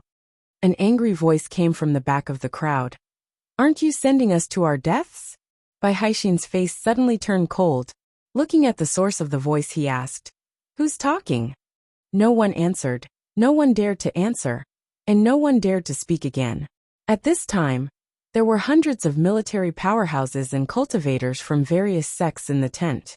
Usually, even if Bai Haixin was the general of the South Jin Kingdom, he would not make them keep quiet. However, they were in the Divine Hall Coalition Army. Everyone knew that Bai Haixin's words represented the West Hill Divine Palace. Not daring to speak did not mean not thinking. The cultivators' faces darkened. They all knew that the man was right. The West Hill Divine Palace wanted to send these small vassal sects to their deaths. They wanted to use their own deaths to consume the psyche power and physical strength of the Academy's disciples. Think about your sect. Do you want it to last for a long time? Or do you want it to disappear like fireworks? Think about your family and disciples that you left behind in your hometown. And think about the great existence above the heavens. After saying this, Bai Haixin turned around and left the tent. There was dead silence in the tent. Silence represented acceptance. They had no choice but to accept it. Compared to the warm atmosphere in the verdant canyon, it was cold here. The rolling green mountains blocked the warm water vapor from the great swamp in the south. Qinghe Prefecture had always been known for its spring-like seasons, but it was already late autumn. After night fell, the temperature in the wilderness gradually dropped. A bonfire was lit in the barracks. The stars in the night sky were obscured by the silver glow of the bright moon. At this time, they were illuminated by the countless bonfires in the wilderness, making them even more indistinct. If one did not look carefully, one would even think that there were no stars in the night sky. More than 20 people sat around a bonfire. They were all disciples of the Sword Garret of South Jin Kingdom. All the disciples surrounded a man with extremely respectful expressions. The man was dressed in linen clothes and had his hair combed into a simple bun. His face was ordinary, but his eyebrows were very special. They were so thick that they seemed to be drawn with an ink brush. On the ground beside him, there was an old golden crown. In this world, only emperors could wear a golden crown. This man was not the emperor of any country. He was the emperor of the Way of the Sword, a saint of the Way of the Sword. He was Liu Bai, so the golden crown was beside him. The Divine Hall's idea will definitely not work. Liu Bai looked at the bright moon in the night sky and was silent for a long time. The disciples did not dare to ask any questions. They waited for the teacher to continue. It seems very stupid for the few people from the academy to stop an army of tens of thousands, but they are not. So it will not work if the Divine Hall wants to use up Jun Mo's strength. Lu Yiqing coughed twice in pain and said, Mr. Second is powerful, but he is limited. Moreover, with his arrogant and domineering fighting style, it will be difficult for him to hold on for too long. Today, he had suffered another crushing defeat at the hands of the academy disciples and was seriously injured. However, he was not as angry and sad as before. He was still calm enough to analyze the situation. The Divine Hall thinks just like you, so it's all the same. Liu Bai said, You all think that Jun Mo is arrogant and domineering, so every time he uses his sword, he consumes more psyche power and energy and cannot last long. That's ridiculous. Jun Mo's iron sword, whether it's smashing or patting, seems to be more laborious than chopping, but it's not the case. That's because you don't understand that when you use your sword to chop, you use your strength to wear out the edge of the sword. But when he smashes and pats, he uses the heaven and earth's yuan qi. If you want to wear out that thick iron sword, I'm afraid you'll have to wait until the end of time. After saying this, the world's top swordsman took out a thin branch from the bonfire that had not yet burned. He slowly raised it to a foot in front of his eyebrows, and then casually waved it down. The qi of heaven and earth around the bonfire moved with the waving of the branch. Several wisps of thin qi stuck to the tip of the branch and became thicker and thicker as he waved it, until it finally condensed into a ball. Liu Bai's branch finally fell into the bonfire. The ball of qi of heaven and earth that condensed in front of the branch dissipated when it met the fire. The bonfire burst into flames with a bang, and the flames reached 30 feet into the night sky, brightening up the military camp. There was an exclamation around, but after a while, it gradually subsided. Lu Yiqing lowered his head and thought silently for a long time. His eyes could not see, but his psyche power could clearly feel what the branch was doing. Mr. Second doesn't need strength to wield the sword. He uses the chi of heaven and earth to wield the sword, and in turn, mobilizes the chi of heaven and earth to help the sword momentum. This is not a martial arts practice, nor is it a method of the devil's doctrine, but different means lead to the same goal. He suddenly raised his head and looked at the verdant canyon where he could not see, and said in a trembling voice, "This kind of swordsmanship consumes the least psyche power and physical strength, so he can keep killing." Your view is both right and wrong. Lu Bai threw the remaining half of the branch into the bonfire and said, "You're right because you said what Junemo did when he wielded the sword. You're wrong because you haven't understood that he is not using the chi of heaven and earth to wield the sword. He is using the chi of heaven and earth to beat people." It was quiet around the bonfire. More than 20 disciples of the sword Garrett were silent, each with their own thoughts. They had followed the world's strongest cultivator and practiced swordsmanship hard, so they were proud of their swordsmanship. That was why they were always dissatisfied with the academy and disliked Mr. Second's pride. But now they understood that he had his own reasons for being proud. Lu Bai asked, "Where has Junmo's iron sword been?" A disciple thought for a while and said uncertainly, "The iron sword was in front of him when he was not holding the sword." Lu Bai asked, "How far in front of him?" No one paid attention to this detail. Lu Bai said, "Only I will pay attention to this detail, because this is what Junemo wanted me to see. The iron sword has always been 1.5 feet in front of him." Everyone was surprised. Everyone knew that the sage of sword Lu Bai's most famous sword Taoism philosophy was that the sword could not reach 1 foot in front of him. 1.5 feet was longer than 1 foot. So 1.5 feet in front of him was stronger than 1 foot in front of him? Lu Bai knew his disciples' mood at this time, so he smiled and said, "Cultivators must be confident. So pride is the most common external manifestation. I have seen many proud people in my life, such as Yi Su and the dead old man of judgment, but I have never seen anyone more proud than Junemo." The disciples were silent. "And pride is the way to his death." Lu Bai stopped smiling and said indifferently, "Because pride is an emotion." A real swordsman cannot have any unnecessary emotions. A disciple finally could not help but ask, "When are you going to fight?" "The divine hall is anxious, but I am not. The Tang Empire will not be destroyed in one battle." Lu Bai said, "This battle of Verdant Canyon is a great opportunity for you to learn from the academy. Junemo is also my favorite opponent. As I said earlier, I will definitely wait until he is at his strongest before making a move." The disciples thought that Mr. Second had guarded the Verdant Canyon with his sword and did not retreat a single step. He was already extremely powerful and even invincible. Could he become even stronger? Lu Yiqing asked, "When will Mr. Second be at his strongest?" Junemo is an ordinary person, so he will behave like an ordinary person. That is why he spared your lives today. But when he holds his sword, he is no longer an ordinary person. When he starts to get injured, when he starts to get tired, when he discovers that his pride has been provoked, and when he starts to become truly angry, when everyone thinks that he is going to fail, that is when he is at his strongest. Lu Bai stood up and looked at the quiet verdant canyon across the field. He felt the warm aura coming from there, and slowly put his hands behind his back. He did not speak for a long time. The disciples of the sword Garrett also stood up and looked in that direction, not knowing what he was looking at. The army is vast and powerful, but they are still in the mood to cook in the face of danger. Well, the rice is a little burnt, but the pickles taste good. The night wind blew gently. Lu Bai smelled the scent in the wind and said with emotion, "This is life. Neither war nor killing can affect the process. This is life." Why are the disciples of the academy so calm?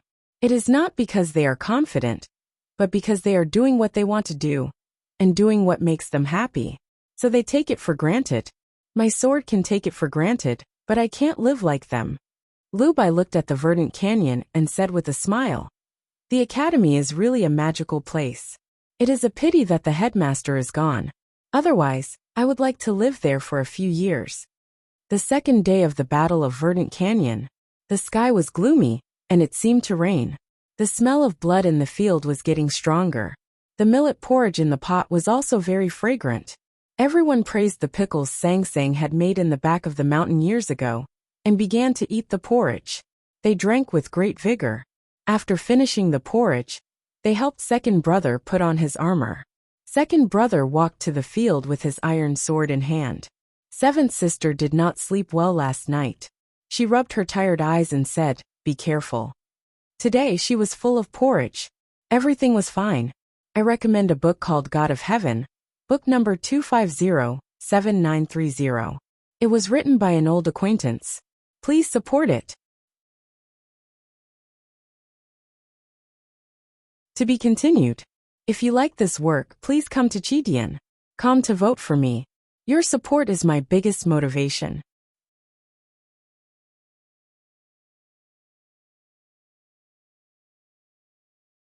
Chapter 752. It was still early, and the morning light was dim. The field in front of the green mountain was covered with mist, and the light was dim. The dew on the grass reflected the light like black pearls. There were 5 swords in the field. They were the swords that second brother had taken from the disciples of the sword Garrett yesterday. He did not stand in front of the 5 swords like he did yesterday. Instead, he walked around them. The Battle of Verdant Canyon had lasted for a whole day. Instead of retreating, he took a step forward. Suddenly, a shout came from the depths of the mist. Liang Xiang of Sanqing Mountain is here to learn from you. Sanqing Mountain was a famous Taoism sect in the southeast. It was just that the Lang Temple was too famous these years, so it was relatively unknown. In fact, there were many powerhouses in the sect. Liang Xiang was the most talented and most powerful young disciple in Sanqing Mountain. He was deeply loved by the elders of the sect, and even the West Hill Divine Palace paid attention to him. He was very confident in his swordsmanship. After receiving the military order from the West Hill Divine Palace last night, he was not as sad as other cultivators. On the contrary, he was very excited. He wanted to see if Mr. Second of the Academy could take his sword. So his voice was very confident and proud. Following this voice was a flying sword that overflowed with brilliant lights. The sharp and narrow blade was like an arrow as it easily pierced through the air and thin mist, whistling over. Second brother looked into the depths of the mist, without any emotion. Without looking at the flying sword, he stretched out his right hand. There was a tearing sound in the mist. It was like countless pieces of paper being torn into countless pieces by powerful fingers. The aura of heaven and earth in front of the Verdant Canyon was torn apart along with the sound. The flying sword dragged a wisp of chi of heaven and earth, and naturally broke apart with the tearing everywhere. There was a painful muffled sound in the mist. The whistling flying sword suddenly lost control and slowly descended. It fell into second brother's hand. Second brother held the flying sword and threw it behind him casually. With a bang, the sharp flying sword was deeply inserted into the slightly wet ground of the field. It stood side by side with the 5 flying swords from last night. The morning light gradually brightened, and the mist suddenly disappeared. The scene in the field became clear. A young Taoist priest stood there in a daze. His hands were empty, and his chest was covered in blood. Looking at his expression, he seemed to be scared silly. He was Liang Xiang, the pride of Mount Sanqing. 2 disciples of Mount Sanqing stepped forward to hold his arms to prevent him from falling to the ground. Only then did Liang Xiang come to his senses. He let out an extremely terrified scream. Yesterday, when he saw the sword Garrett disciples' flying sword being taken away, he mocked the South Jing Kingdom people for not living up to their name. But now, when he saw his natal sword being taken away, he finally understood how it felt. How could such a thing happen? How did that man do it? Why didn't the sect elders teach them? His fellow disciples dragged Liang Xiang back to the south of the field. He stared at the gloomy sky in a daze, and let out a few strange and miserable howls from time to time. His Taoist heart had been completely destroyed. Second senior brother did not notice these details. He had even forgotten where that proud young Taoist cultivator came from, and what his name was. More and more cultivators appeared in the field, including dozens of military powerhouses, who had obviously been immersed in martial arts for many years. They did not ride horses, and all had fu papers on their bodies. Was this the West Hill Divine Palace's response? Second senior brother raised his broad and straight iron sword and pointed it at the densely packed cultivators. He put his left hand behind his back. The people from the academy under the canopy saw his action and knew that he was ordering them not to move. Since the West Hill Divine Palace was prepared, there was no need to play the zither and flute for the time being. The second cultivator to attack the verdant canyon was a rogue cultivator from Shaodong Mountain. This rogue cultivator cultivated in martial arts. He had been fighting with lions and tigers in the mountains for many years to improve his cultivation. If he was willing to join the army, he could be a general in the South Jing Kingdom, the Song Kingdom, and the Qi Kingdom. However, his life goal was to become the commander of the Divine Guards of the West Hill Divine Palace. That was why he had never left the mountain. It was not until the Divine Hall issued an edict against the Tang Empire that he finally had a chance. As long as he could show his powerful strength in this war, he would naturally be noticed by the Divine Hall. That was what the rogue cultivator thought, and what he did. He raised the heavy broadsword that had killed all the lions and tigers in Shaodong Mountain and roared. His feet stepped on the ground like an earth dragon, and he rushed toward the verdant canyon with an unstoppable force. This itinerant cultivator's speed was so fast that even the air was buzzing from the vibrations. The cultivators in the field only saw a blur in front of them. The rogue cultivator had already rushed to the front of second senior brother and chopped down with his broadsword. Second senior brother's face was still expressionless. He raised his broad and straight iron sword and waved it. The edge of the armor that covered his whole body had a trace of his sleeve exposed. When he waved the sword, the sleeve did not even tremble. Just as Liu Bai had explained to the disciples last night, when second senior brother waved the sword, he did not use his own strength, but the power of heaven and earth. Therefore his movement was very natural. His movement was natural. It was like he waved his sleeve. It did not stir up any clouds, but it swept up all the aura of heaven and earth in front of the verdant canyon. His arm and the iron sword followed the aura of heaven and earth. He used his heart, but not his strength. The iron sword and the rogue cultivator's broadsword met in the air. The blade that had once killed lions and tigers was as small and fragile as a piece of paper in front of heaven and earth. With a cracking sound, the heavy broadsword shattered into countless pieces. The iron sword continued to move forward and seemed to hit the rogue cultivator's chest gently and calmly. There was a loud bang. The rogue cultivator's burly body suddenly flew into the air. After flying for dozens of feet, he fell heavily on the ground, creating a deep pit. After a moment, a violent and unwilling roar came from the pit. The rogue cultivator threw away the hilt in his hand and angrily crawled out of the pit. Then he fell back into the pit. He roared and crawled again. He fell back into the pit again. He did it 5 times. Finally, the rogue cultivator could not crawl anymore and fell to the bottom of the pit in confusion. There was a sound. He began to vomit blood. The blood was black, and even some pieces of internal organs could be seen in it. The power of the iron sword had penetrated into this man's incomparably strong body and directly shattered his internal organs. The rogue cultivator did not even notice it until he tried to stand up 5 times. The vibration made his internal organs, which had been covered with countless cracks, all cracked. Just like the seemingly powerful broadsword. Next, it was not one person who attacked the verdant canyon. It was not one sword either. It was more than 20 swords. More than 20 flying swords from cultivators of various sects from various countries. In the field shrouded in the dark sky, only the shrill sound of the swords could be heard. The swords were like rainbows and actually became bright. These people were all great sword masters in the see-through realm. There were not many cultivators in the world, and even fewer in the see-through realm. Only the Tang Empire and the West Hill Divine Palace could have the ability to organize so many great sword masters on a battlefield. The scene of more than 20 flying swords roaring and dancing was extremely rare. Even a powerhouse at the peak of the knowing destiny state would find it difficult to face such an attack. Second brother did not feel that it was difficult. He just felt that it was a little troublesome, because he only had 2 hands. Looking at the more than 20 flying swords breaking through the air, he inserted the iron sword into the soil in front of him, and stretched out his hands to catch the swords casually. Because his movements were too fast, it seemed a little messy. Only countless crisp sounds could be heard. More than 20 flying swords were all caught in his hands. His palms were not big. No one knew how he could catch so many swords. Those flying swords were held in his hands in a disorderly manner, like a really proud peacock who was too proud to dress up.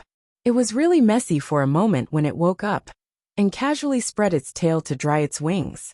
Then he threw these flying swords behind him. Those swords were inserted into the soft and wet field. The Hautian Taoism sect ruled the world. Even the sage of sword Liu Bai and the master of calligrapher Lord Wang were guests. No one knew how many cultivators were its vassals. This battle of the Verdant Canyon was undoubtedly the battle with the largest number of cultivators in 100 years. Countless cultivators and the powerhouses of the coalition army surged across the field and attacked the Verdant Canyon like waves, slapping towards the silent man standing in front of the Verdant Canyon. No matter how many of their companions fell, the people behind continued. This was what it meant to be wave after wave. However, the successors still could not take a step forward, and could only fall to the ground. Dozens of arms flew into the sky with blood. Dozens of corpses were thrown into the distance. Countless flying swords pierced through the air, and then turned into scrap metal in the hands of the man. Yesterday, there were tens of thousands of arrows stuck in the field in front of the Verdant Canyon. It was an arrow forest. The vibration of the chi of heaven and earth caused by today's battle had already shattered those arrows into pieces. What replaced them were more than 100 flying swords stuck deep in the field. Those flying swords had different styles and auras. Some were wide, some were narrow, some were sharp, and some were blunt. But when they were inserted into the ground, they became no different. They were all so lifeless. It was a sword forest, more like a sword grave. Second brother stood in front of the sword grave, occasionally waving his iron sword. He stood at the very beginning, and did not move a single step.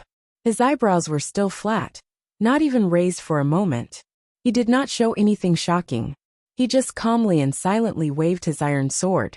From the first strike until now, there was no change in the posture, angle, or strength of the sword. He did not seem to know what tiredness was. From early morning to noon, he was so focused on every strike, so he seemed so casual. It seemed that even if he killed until dusk, he would not change. His body was covered with blood. The places where the blood flowed through the armor did not change, and the places where the blood dripped from the edge of the armor did not change. So the field in front of him was smashed by the blood, leaving a few clear blood pits. He was just like he had been in the past years, meticulous in both his posture and expression, meticulous in killing. The more he did so, the more frightening it was, and the more chilling it was. The crisscrossing sword intent in the field gradually became sparse. Many cultivators were consumed by fear, and subconsciously stopped attacking. Suddenly, a cry sounded in the crowd.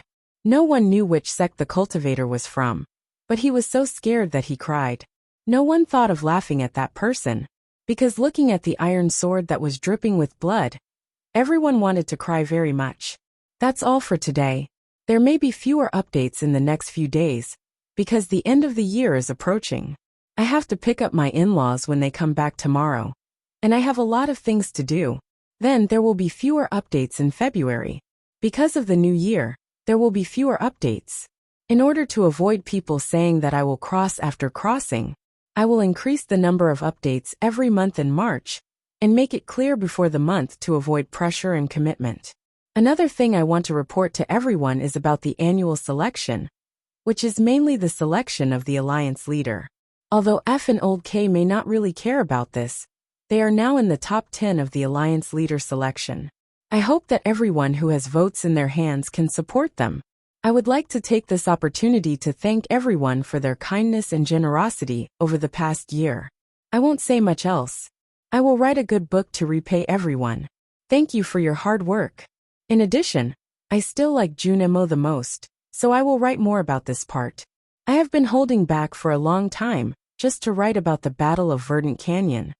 To be continued. If you like this work, please come to Chidian.com to vote for me. Your support is my greatest motivation.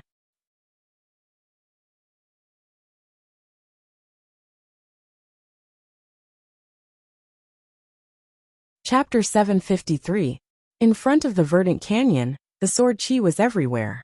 It was dead silent in the West Hill Divine Palace Coalition Army camp in the south. The great divine priest of Revelation put down the veil and said slowly, I have never seen anyone kill like this in my life. Mr. Ko was probably like this when he joined the Devil's Doctrine. Chung Lishua knelt beside the sacred sedan and did not know what to say. It was quiet inside and outside the sacred sedan. After a long time, there was a sudden exclamation outside the sedan, and then a tsunami of cheers. The voices of the coalition army were full of surprise and joy. Chung Lishua suddenly looked out of the sacred sedan and asked anxiously, Did he win? His voice trembled, because he was very nervous. A priest in red came to the side of the sacred sedan and panted, Not yet. Chung Lishua's expression changed slightly and asked, Then why are they cheering? The priest in red said excitedly, He changed his hand. He is now holding the sword with his left hand. Chung Lishua frowned and asked confusedly, So what? The priest in red said happily, It means that he will also be tired. He won't be able to hold on for long. Chung Lishua's body was a bit stiff. He wanted to say something, but did not say anything in the end. He just waved his hand to let the priest in red leave with a bitter smile on his face. As long as he was human, he would be tired. Mr. Second was also a human, but that man had only changed the iron sword to his left hand, and made them so excited. It could be imagined how much psychological pressure and panic he caused in front of the Verdant Canyon. It was still quiet in the other sacred sedan. Yi Hongyu lowered her eyes, and put her jade-like hands on the bloody divine robe of judgment. She was silent. The cheers outside the sacred sedan did not change her expression. No subordinates dared to disturb her meditation with those absurd reasons. After a while, the coalition army suddenly burst into cheers again. The subordinates of the Divine Hall of Judgment finally could not suppress their emotions. A deacon in black walked up the sacred sedan and knelt outside the veil. He reported respectfully, The flying sword of Taoist Chui from the Kingdom of Song stabbed him. Hearing this, Yi Hongyu's expression finally changed. Because she knew who Priest Chui was. Even she had some hope for Taoist Chui. She raised her head and looked at the black deacon asking, And then? The black-robed deacon was slightly startled. It seemed that he didn't expect the great divine priest to ask another question. He answered nervously, Then, Priest Chui's Taoist sword was broken, but that person seemed to be fine. Yi Hongyu frowned slightly and said, Then what do you want to tell me? The black-robed deacon became more and more nervous. His voice trembled as he said, This is the first time someone has been able to stab that person with a sword. This means that that person can still be stabbed. Although it's stupid, there's some truth to it. Yi Hongyu looked at the verdant canyon in the distance through the gauze. There was no emotion on her beautiful face. She said indifferently, It seems like it's about time. Almost simultaneously, in another divine chariot, the great divine priest of Revelation stretched out his fingers and stroked the scripture in front of him. His old face revealed a peaceful and firm expression. He said, It's almost time. A sharp and gorgeous Taoist sword had become several pieces of broken sword lying in the field. However, this sword should still be proud, because it was the only flying sword that hadn't been taken away by the enemy since the beginning of the war. In the south of the field, a Taoist dressed in plain Taoist robes was looking down at his chest and abdomen. His name was Chui Rong, and he was born in the Chui family of Qinghe County. He left his family when he was young, and traveled around the world to cultivate. He was once worshipped by the West Hill Divine Palace, and officially entered Haotian Taoism, in the Taoist Temple of the Song Kingdom. Many powerhouses of Haotian Taoism had been hiding in the world, hiding in ordinary, or even dilapidated Taoist temples. They didn't like the atmosphere of the Divine Hall, and preferred to be ordinary Taoists. They would only appear in the world when Haotian summoned them to offer their power. Taoist Chui was such an extraordinary Taoist. Taoist Chui was not famous in the cultivation world, but his state was extremely high.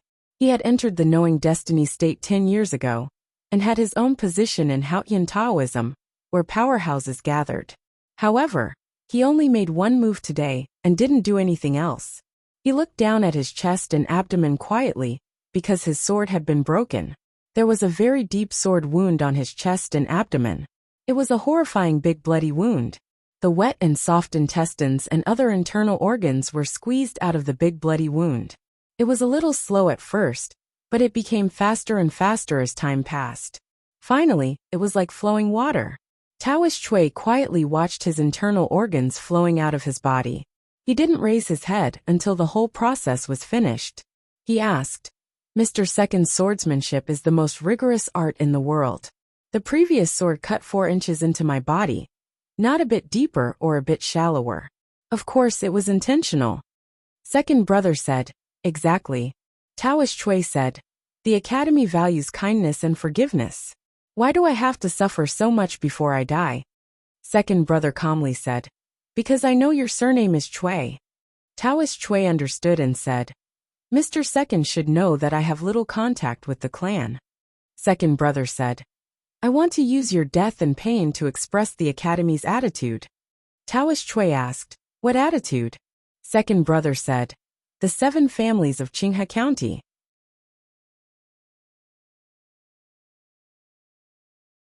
"Even if we die, we can't die happily." Taoist Chui sighed and said, "So that's how it is." After saying this, he slowly sat on the ground and began to pant. Because his lungs and trachea had been cut by the iron sword, he couldn't breathe no matter how hard he panted, so he seemed to be in great pain. After a long time, he tiredly bowed his head and finally died in pain. The sky was filled with dark clouds that blocked the sunlight, and the world was covered in darkness. Second brother was covered in blood. He stood in the wilderness, in front of hundreds of flying swords, in front of countless cultivator corpses, and looked at the cultivators in the south. He raised the iron sword in his hand again. He didn't say a word, but the cultivators in the wilderness seemed to have heard him asking who else was there. The cultivators' eyes were all attracted by the iron sword that seemed to have magic power. The iron sword was very ordinary. The body of the sword was broad and straight. It was dim and even looked a little ridiculous. But looking at the iron sword, everyone just wanted to cry. Some people wanted to cry, but they couldn't. They were frightened. The cultivators in front of the iron sword could no longer summon up the courage to fight, and finally retreated. It became quiet in front of the verdant canyon again. The blood on the ground had already accumulated into a puddle, reflecting the gloomy sky, making it look a little dark. The people of the academy rushed out from under the canopy. Wang Qi held a stool in his left hand and a medicine bag in his right hand. He rushed behind second brother and asked him to sit down. He put the medicine bag to second brother's mouth and swallowed it as fast as he could. Seventh sister was carrying a kettle and a bowl of water. Seeing that it was too late, she simply threw the bowl away and put the spout of the kettle to second brother's mouth, desperately pouring water into him. Second senior brother was not an ordinary person. He was unusual in all aspects. Even though he was surrounded by his junior brothers and sisters, he was still able to maintain his composure. He delivered the medicine with water and swallowed it in an instant. Fourth brother and sixth brother had also run over. They squatted in front of second brother and looked at a certain place on the chest of the armor with a serious expression. Taoist Chui's natal Taoist sword had pierced this place. When the Taoist sword of knowing destiny state pierced the armor, the talisman lines in the armor were automatically activated and condensed a thin and tough layer of qi of heaven and earth. Therefore, the sword did not affect second brother at all. But the talisman lines hidden in the armor were shaken by Taoist Chui's sword style and slightly deformed. Sixth brother untied the box on his back and took out a set of special tools that were as exquisite as crabs. He began to repair it. Fourth brother did some calculations and diagrams beside him. Then he looked at second brother and asked, "Is there any problem with the sword?" Sixth brother looked at second brother worriedly. The iron sword was the most important piece of equipment. If it was damaged, the West Hill Divine Palace would not give them so much time, even though the Academy had brought the iron furnace and could repair it. Second brother looked at the broad and straight iron sword in his hand and said, "It can still hold for a long time." Baigong Weiyang and Shiman Buhua were still under the canopy. Their zither and flute were the best weapons against the cavalry. They had a mission on their shoulders, so they had to stay in the array. But seeing their peers helping their senior brother, they could not help but feel a little lonely and ashamed. Baigong rushed over and asked, "Do you want to listen to a song at this time?" No one answered him. Fourth brother and sixth brother were doing the final inspection of the armor. Wang Qi was checking second brother's pulse to determine his physical and mental state, so that he could prepare the medicine for the next period. Seventh sister seemed to be a little more relaxed. She was wiping second brother's face with an embroidered handkerchief, but she was still busy. Baigong shouted, "Senior brother, this song is very impassioned. It is most suitable for killing." Second brother stood up and looked at the formidable enemies in the southern wilderness. He said, "Since ancient times, killing people has nothing to do with generosity or generosity. There is no need for accompaniment music. Don't be heroic, don't be generous, don't be unrestrained. You can only be cold, indifferent, and cruel. Only those who can truly do these things can kill all the enemies. Jun Mo is undoubtedly such a person. It seems that I still underestimated him when I commented on him last night. He is still the proudest man. I just didn't expect him to throw away all his pride, or hide it, in the deepest part of his armor on the battlefield." Lu Bai raised his eyebrows slightly and said, "He has been trying his best to save his energy, and pursue a simpler way to kill the enemy. He is extremely stingy, calm and focused, unwilling to let go of the slightest change in the battle. He is extremely calculative. From this point of view, he is more like a stinky businessman." The disciples of the sword Garrett listened to their master's teachings in silence. They had been shocked by the man in front of the verdant canyon. Even though they were in the enemy camp, they could not help but admire him. Although their master was always the tallest figure in their hearts, they actually felt a little uncomfortable when they heard their master describe the man in such a way. But no one dared to question him. Lu Bai's voice rang out again. The disciples of the sword Garrett were shocked and speechless by the hidden meaning of this sentence. I respect an opponent who fights with such an attitude. Lu Bai looked in the direction of the verdant canyon and said seriously, "I even regret letting him kill so many people in one day and one night. Maybe I should have done it yesterday. Finally done. Not bad, not bad. I'm just tired. Tomorrow is Saturday. Have a good weekend." Also, I have been revising the Vermilion Bird record recently, and found that, just as I always thought, the attitude in the first third is not correct. There is really something wrong with the writing. To be continued. If you like this work, please come to Chidian.com to vote for me. Your support is my greatest motivation.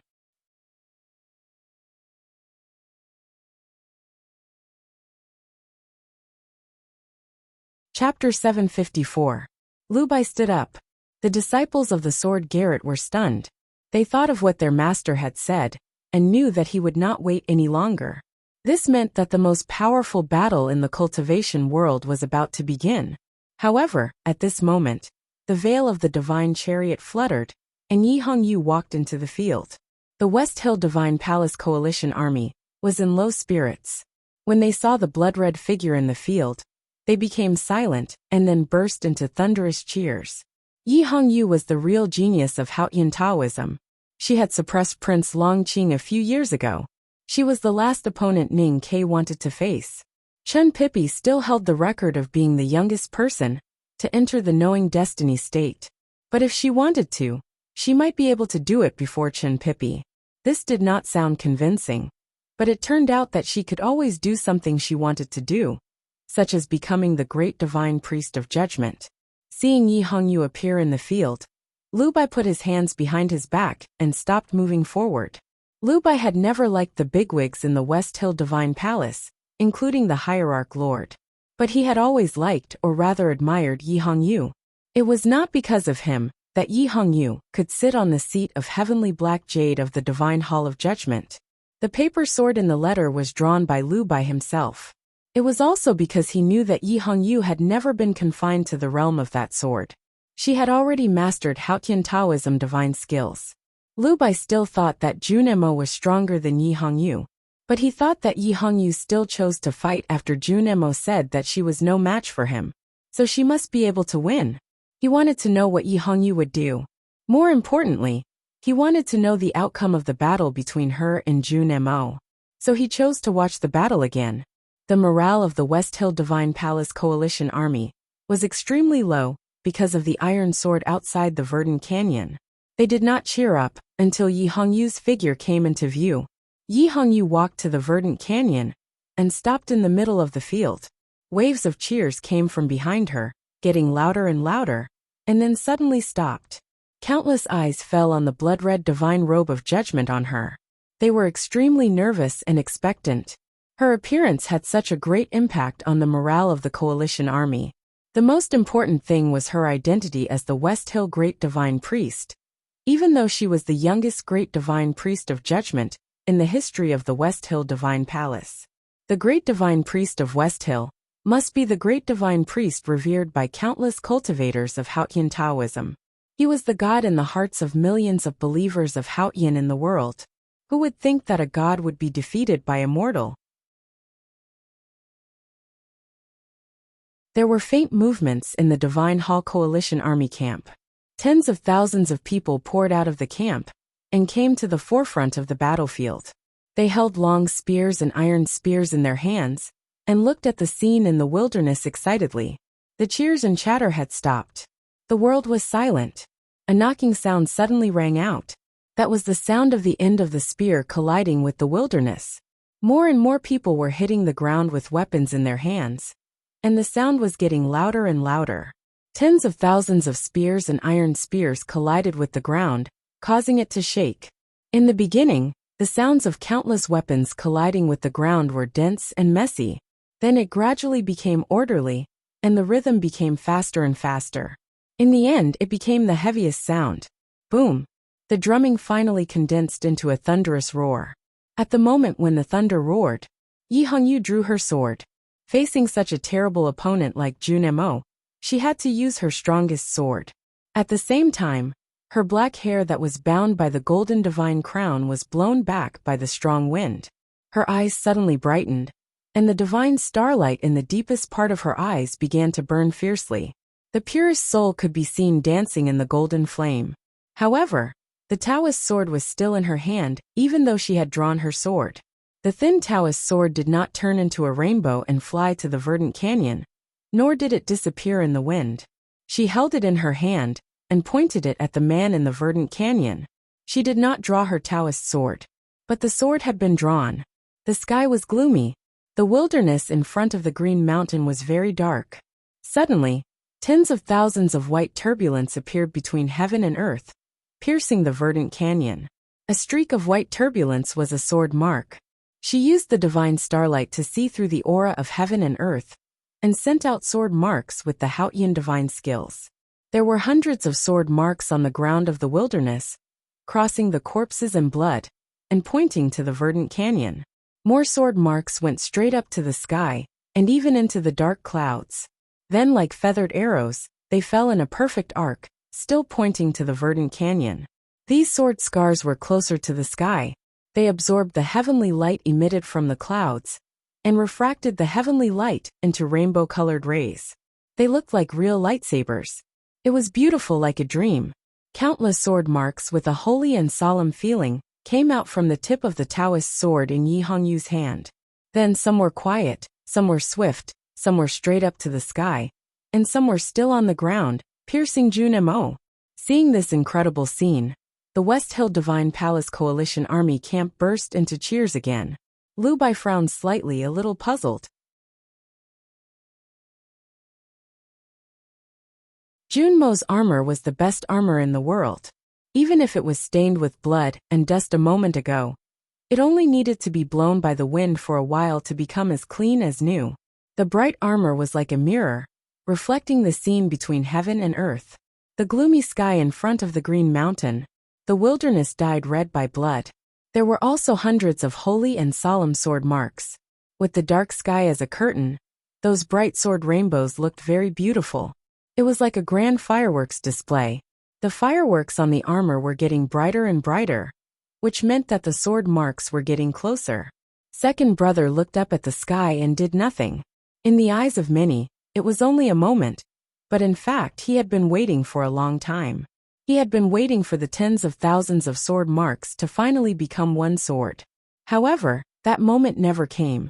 When he was sure that the tens of thousands of sword marks would not become one sword again, he slightly raised his eyebrows.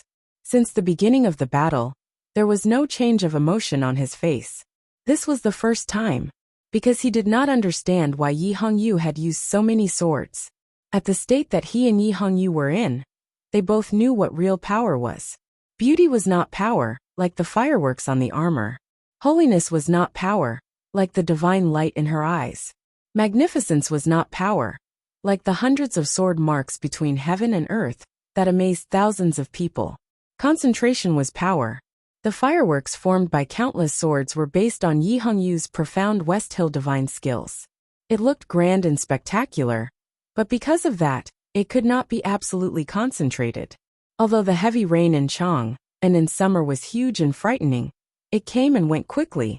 After the rain stopped, it did not leave any marks on the ancient city wall. The dripping water in front of the eaves of the academy was quiet, but it persisted. After 1,000 years, no one knew how many hard bluestone bricks the dripped water had dripped. Second brother had never fought with Yi Hongyu, but he had seen the sword that Liu Bai had drawn for Yi Hongyu through Ning Ke. And also through Ning Ke, he knew what kind of person Yi Hongyu was.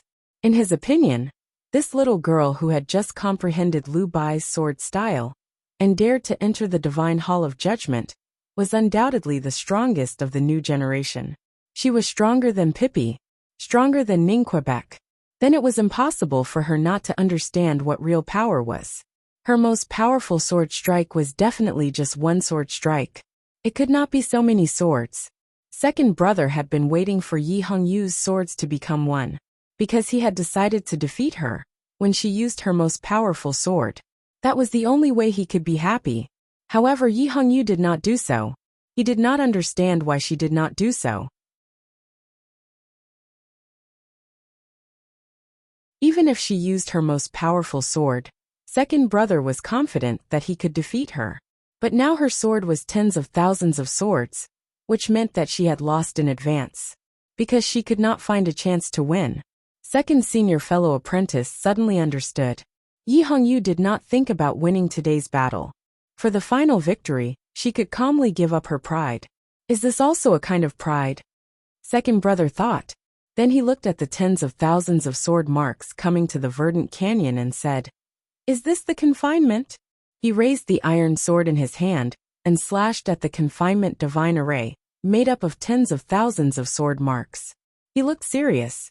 It was not because of the confinement. It was because of Yi Hongyu's intention behind the confinement. The confinement was one of the most profound and powerful arrays in the West Hill Divine Palace. Koharan drew a confinement array with the Haoran sword and trapped Master Lotus for decades. The former Great Divine Priest of Judgment also used the same confinement array to trap Wei Guangming in the Peach Mountain for more than 10 years. The confinement array made by Yi Hongyu, with tens of thousands of sword marks, was based on the Haoran sword marks she had seen at the front gate of the Devil's Doctrine. Although she had reached the peak of the knowing destiny state, she was still far from Mr. Ku, and even weaker than the former Great Divine Priest of Judgment. One of the most important reasons why she could kill the former Great Divine Priest of Judgment and become the new Great Divine Priest of Judgment was that the former Great Divine Priest of Judgment had been seriously injured after Wei Guangming broke the confinement array. With her current state, the confinement array made of Taoist swords could trap countless powerhouses to death.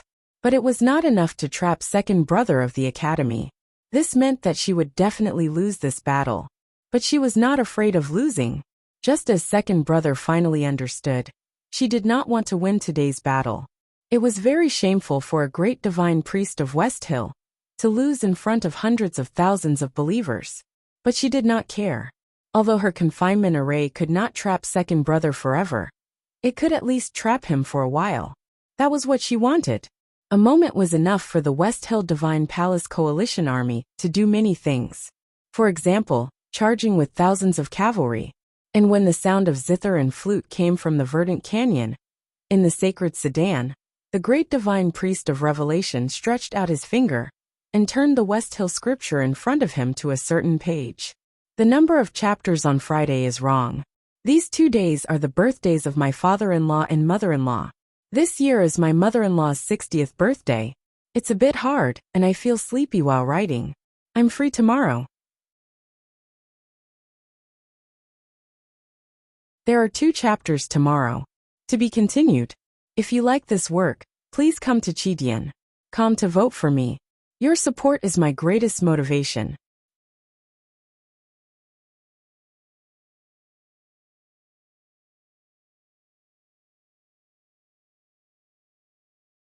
Chapter 755. Etiquette is the principle. Second senior brother valued etiquette, so he was reasonable. Although he was strict and solemn, it did not hinder his understanding of the situation.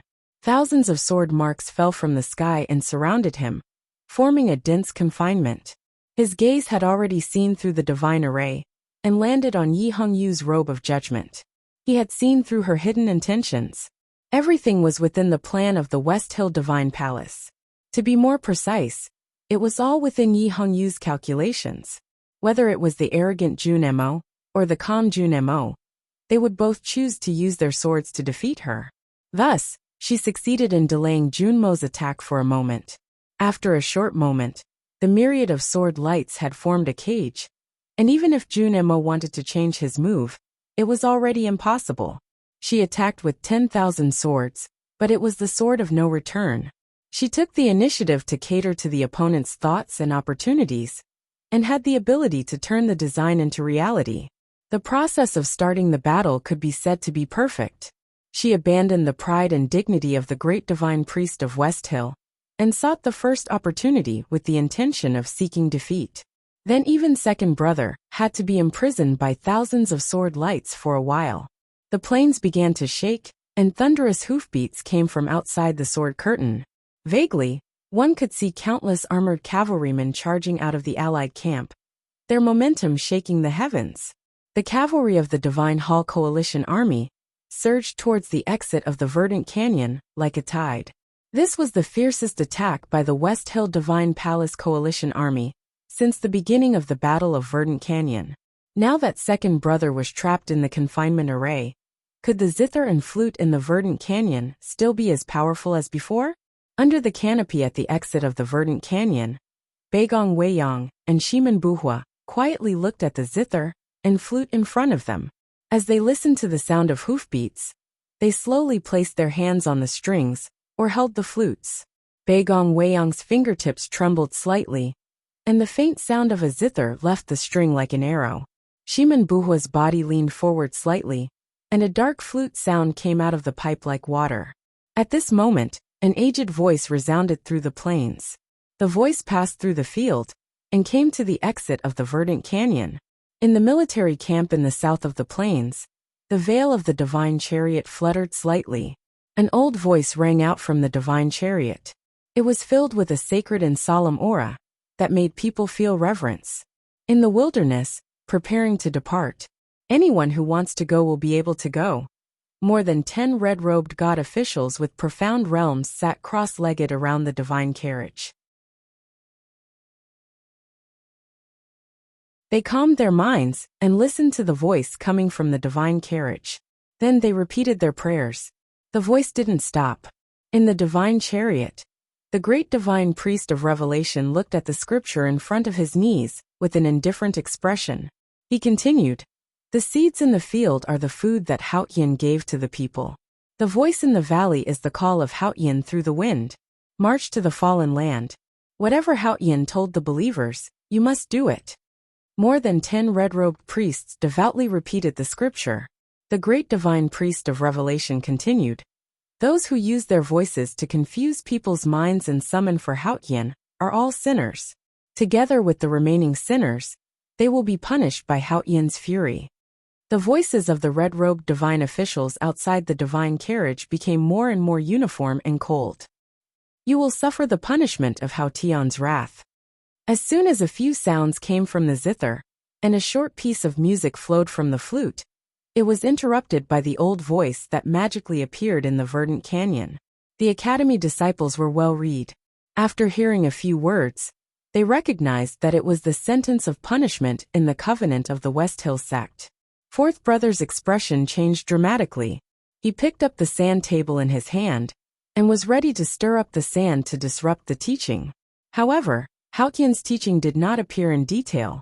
The voice of the great West Hill Divine Palace did not have a specific shape either. Nothing could interrupt the old voice except the voice itself. Beigong Weiyang's face suddenly turned pale. There was fear in his eyes. His arms trembled uncontrollably, and several strings on the zither broke. Shimen Buhua's state was slightly lower, so he seemed to be in more pain. He groaned and blood flowed from his lips into the flute. Then he fell to the ground. The cavalry of the West Hill Divine Palace Coalition Army, who were charging toward the verdant canyon, also heard the solemn teaching. They were not affected at all. Instead, they became even more fearless. The tide formed by the cavalry seemed to have encountered a hurricane. They sped up again and headed straight for the verdant canyon. When the teaching began to echo in the field, second brother had already confirmed that it was the great divine priest of Revelation's doing. The battle of the verdant canyon had been going on for a long time. The two bigwigs of the West Hill Divine Palace had never really fought. He did not expect that the two great divine priests of West Hill would fight at the same time. Second brother's expression became more and more solemn. As powerful and proud as he was, he did not dare to say that he could face two great divine priests of West Hill alone. More importantly, the Battle of the Verdant Canyon was not a battle between powerhouses. It was an attack and defense between armies. At this moment, he was waving his iron sword and chopping at the confinement that was formed by thousands of sword lights. Every time the iron sword fell, dozens or even hundreds of sword lights would shatter and disappear. If he was given more time, he could easily break the confinement and defeat Yi Hongyu. However, the cavalry had already arrived. The sound of the zither and flute had stopped.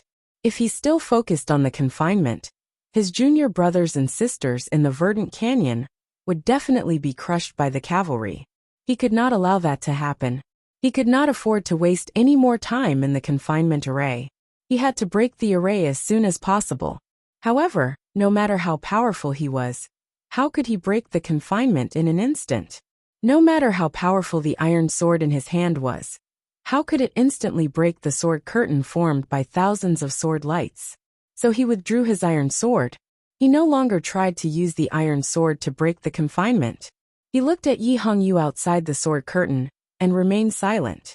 He withdrew all of his aura into his body. At this moment, he was no longer the arrogant Junemo with the unparalleled sword style. He was just an ordinary person. Yi Hongyu immediately realized what he was going to do.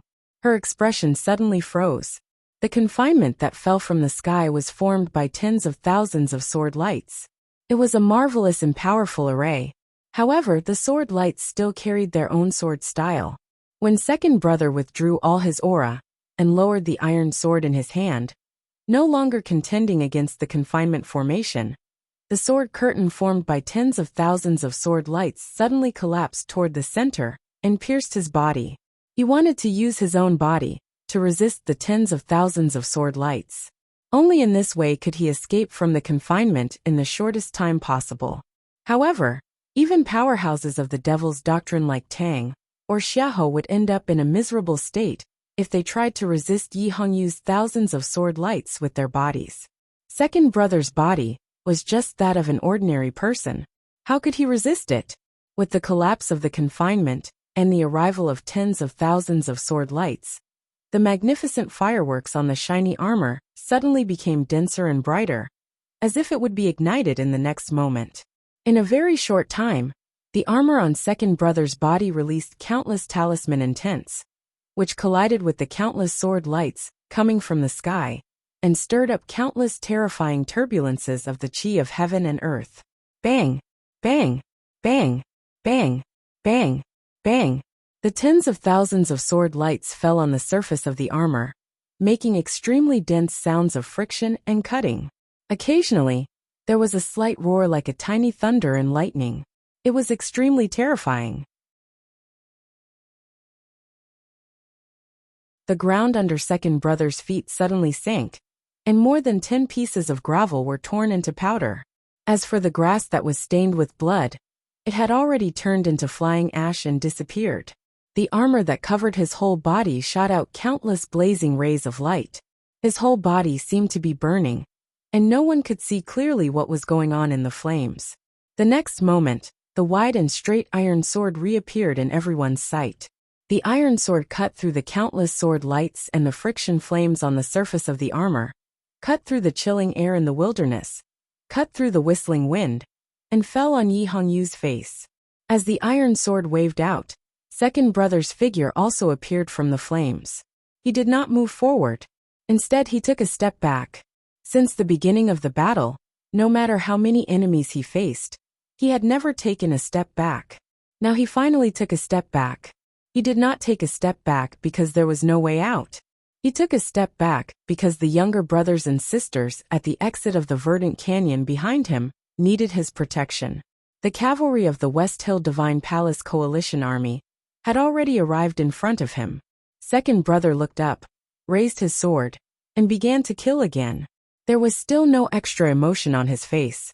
His movements were as meticulous as ever, without the slightest deviation.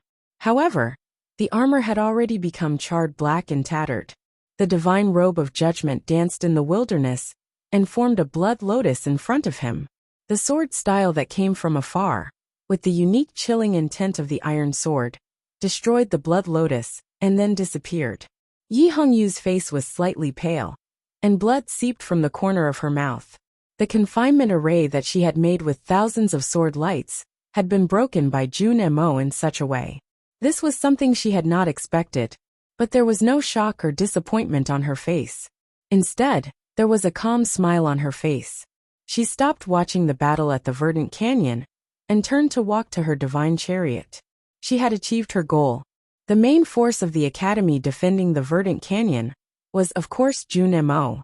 But the most troublesome thing for the cavalry was the sound of the zither and the flute. Today's plan of the West Hill Divine Palace was for her to fight Jun Mo, and then the cavalry to lure out the sound of the zither and the flute. Finally, the great divine priest of revelation would lead the priests in red to break the sound. The whole plan had been executed perfectly. Although Jun Mo had broken out of the confinement array earlier than she had expected, she did not care. Because the zither strings were broken, the flute was bleeding, and the two disciples of the academy were no longer able to fight. And she believed that although Jun Mo looked fine, he must have been seriously injured. Because it was her sword, her confinement. No matter how powerful Jun Mo was, he must have paid a great price to break out of the array in such an unexpected way. Yi Hongyu was very confident about this. She was most confident about fighting. Golden keyboard. We should have gotten first place in the annual novel contest. This is really, you guys are too good to me. Thank you. Although it's just like the past 2 years, I feel that I can accept it, but I'm still a little ashamed. I'll write more books in the future.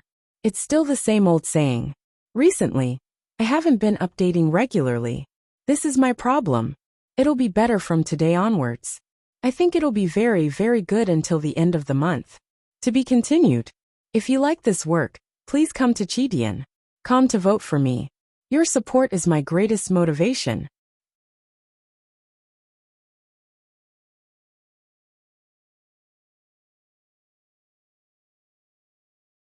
Chapter 756. The result of the battle in the verdant canyon had been decided. The zither and the flute were gone, and no one could stop the charge of thousands of iron soldiers. Jun Mo could not do it even if he was not injured. Even if Lu Bai suddenly changed sides, he could not do it. The academy could only retreat to the verdant canyon for a while. The West Hill Divine Palace had already prepared a plan for them. Yi Hongyu no longer paid attention to the situation in the verdant canyon. She turned around and walked towards the sacred sedan. Although she was injured, she looked calm and steady. In terms of state and strength, there was still a gap between her and Jun Mo. However, she was good at fighting. Most importantly, she was very calm and did not limit the battle to just two people because of pride. This was a battle between the West Hill Divine Palace and the Academy. She was not fighting alone. Therefore, this battle would end with the West Hill Divine Palace's victory. Countless iron cavalries arrived. Smoke and dust rose, and the verdant canyon was restless. Second brother stood in front of the verdant canyon. The iron sword had already left his hand and turned into a dark sword radiance. It swept back and forth in the field within a radius of 1,000 feet in front of him. The iron sword was heavy and square-shaped, but its flying speed was surprisingly fast. The seemingly blunt and edgeless sword body tore the armor of the cavalrymen apart like tearing paper, causing blood to spurt out of them. Even if the sword only brushed past the enemies, the cavalry's chests collapsed, and their bones were broken, as if they were hit by a small mountain. The horses that were hit by the iron sword kept falling over. From time to time, the sound of heavy objects falling to the ground could be heard in front of the verdant canyon. The smoke and dust grew thicker, and the people groaned. Countless cavalries fell off their horses and died. However, human power was limited. Second brother's speed and angle did not show any signs of slowing down. However, everyone knew that the psyche power in his sense of perception was being consumed at an extremely fast speed. If he allowed this situation to continue, no matter how vigorous his psyche power was, there would come a time when it would be exhausted. What was even more chilling was that the cavalrymen of the Divine Hall were not afraid of the iron sword at all. No one knew whether it was because they saw the prospect of victory or because they were inspired by the teaching of the great divine priest of revelation. But they kept charging fearlessly. The number of cavalrymen rushing to the verdant canyon was increasing faster than second brother's killing speed. Several cavalrymen successfully broke through the iron sword, brushed past second brother's body, and rushed toward the verdant canyon. Second brother waved his right hand, but did not recall the iron sword.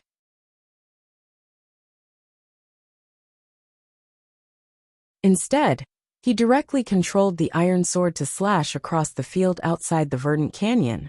More than 10 cavalrymen were neatly cut in half like straws. Then he glanced at the cavalrymen. A long time ago, Ning Ke had asked Master Yen Sei what kind of state second brother's knowing destiny state was. Master Yen Sei thought for a while and said, "As long as he looks at you, you will die." Second senior brother glanced at the cavalryman. The psyche power in his sense of perception broke through the air and entered the minds of the cavalrymen accurately and wantonly. Although the cavalrymen were not cultivators, they had brains, so they died. However, this was just a scene on the battlefield, just a corner of the raging ocean. It could not affect the overall situation. When countless cavalrymen charged forward without any regard for their own lives, everything would be crushed. Su Shi and Chen Pippi both said that there was no cultivator in the world who could stop the cavalry charge, unless he had surpassed the 5 states and become an extraordinary being. Su Shi used to be the top military man of the Tang Empire, so he knew the power of the cavalry the best. Chen Pippi was a young genius of Haotian Taoism and had studied in the academy for many years, so he knew the rules of the cultivation world the best. Therefore, the conclusion made by these two people could stand the test. Second brother was very strong. He had reached the peak of the 5 states and stood at the knowing destiny state for many years.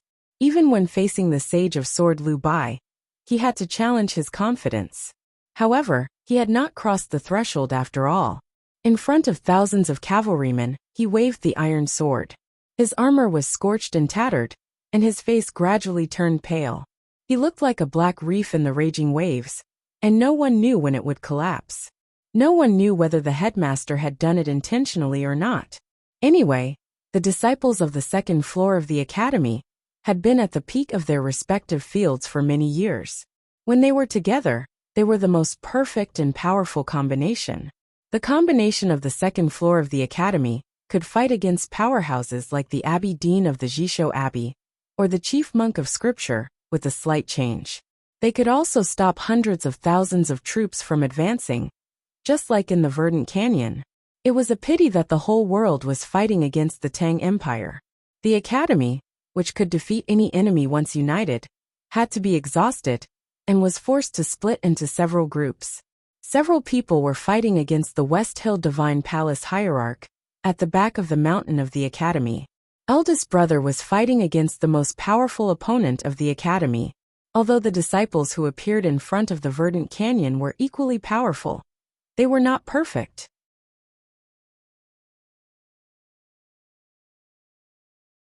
There were loopholes, and this loophole was captured by Yi Hongyu today. In the specific situation of the Verdant Canyon, Beigong Weiyang and Shimen Buhua played the key roles. Although their states were ordinary, they played a very important role. Because in the world, only the two of them could enter the Tao through rhythms. So they were loopholes. Because they were irreplaceable. So Yi Hongyu could use her own failure, or even death to gamble on them. Beigong Weiyang and Shimen Buhua sat under the canopy. Their faces were pale, and there was blood in front of them. Beigong's face was full of unwillingness and pain. He stretched out his trembling fingers, trying to tie the strings on the zither again. But he could not exert any strength.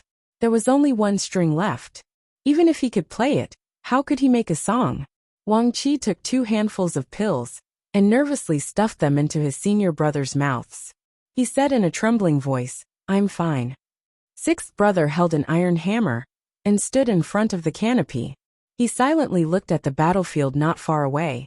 He looked at the cavalry that had broken through the iron sword, and was charging towards them. He slowly clenched his fists. Muyu looked at second brother's figure, which was faintly discernible. It seemed that he would disappear in the next moment. Her beautiful face was full of nervousness and worry. Her fingers that were holding the red string trembled slightly. If the cavalry rushed over, the tactical array she controlled would be the last resort of the Academy disciples. But she knew that there were too many cavalry, and their impact was too strong. The tactical array alone could not stop them. Fourth brother had participated in the design of the tactical array, so he knew this very well. So he did not look at the battlefield, or the red string in Muyu's hand. Instead, he kept calculating on the sand table, frowning. Just as Yi Hongyu had planned, he found that he could not figure out any way to solve the current crisis. Because the strings of the zither were broken, and the flute was bleeding, there was no one else in the world who could make the zither and flute play. At the bottom of the pit of despair, there was always hope. For example, at the bottom of a dry well, there would sometimes be clear water seeping out, and sometimes there would be a big reversal. Just when the cavalry was about to reach the Verdant Canyon, just when everyone thought that the zither and flute would never play again, a zither played in the Verdant Canyon. The sound of the zither was crisp and gentle, but when it entered everyone's ears, it was a soul-stirring story. The autumn wind blew. A scholar came to the Verdant Canyon. A cotton jacket, covered with dust. A pair of straw sandals, thousands of mountains and rivers. The ladle broke into pieces after defeating Master Chi Mei, who had become a Buddha through his physical body. There was only a wooden stick at his waist. He walked to Beigong and picked up the zither. He held it in his arms, and played it with his right hand. There was only one string left on the zither. His fingers fell on the string. The zither trembled slightly and made a buzzing sound. Then his fingers fell again, and the string moved again. It was just one string. Instead, he played a song. The song was peaceful and elegant. In the southern wilderness, the zither played in the West Hill Divine Palace Coalition Army. The song was like a high mountain, like flowing water. Who would have thought that it was just played by a string? Around the divine chariot, more than 10 red-robed priests were frightened by the sound of the zither. Their singing suddenly stopped. The magnificent divine chariot suddenly looked extremely shabby in the elegant song. Deep in the veil of the divine chariot, the wrinkles on the face of the great divine priest of Revelation deepened at a speed visible to the naked eye. With a cracking sound, the bottom of the divine chariot broke and fell heavily to the ground.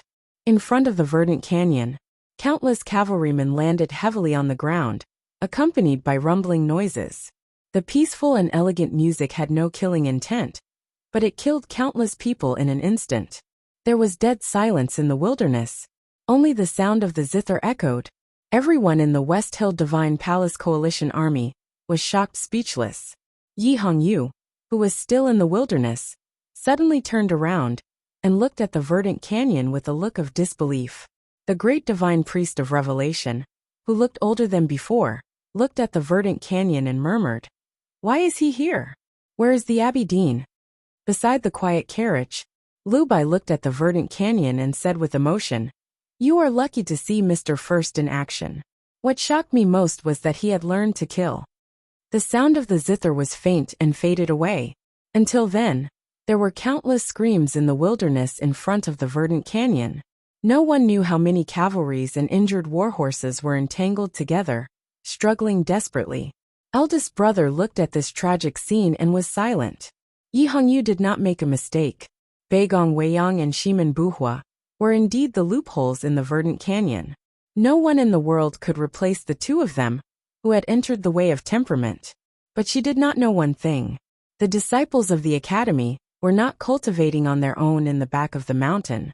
Although they were already the strongest in their respective fields, before they were accepted as core disciples by the headmaster of the academy, they were willing to study in the academy. It meant that they were sure that they could learn better knowledge in the academy. It meant that there was someone in the academy who could teach them. This also meant that that person was stronger than all of them in their strongest areas. That person was not the headmaster of the academy. Although the headmaster of the academy knew a lot, he was a lazy and irresponsible teacher. Other than teaching the eldest and second brothers, the headmaster of the academy had been herding sheep since the third brother, Yu Lian. As for the core disciples, he basically did not care. Someone else was responsible for teaching these disciples. That person was Li Manman. He was the eldest brother of the academy. All these years, he had been teaching in the back of the mountain on behalf of the master. Except for talisman Taoism and fighting, he knew everything that the disciples could do, whether it was zither, chess, calligraphy, painting or cooking. And he was very strong. All kinds of strongest. The strongest in the world. Good night, everyone. See you tomorrow. To be continued. If you like this work, please come to Chidian.com to vote for me. Your support is my greatest motivation.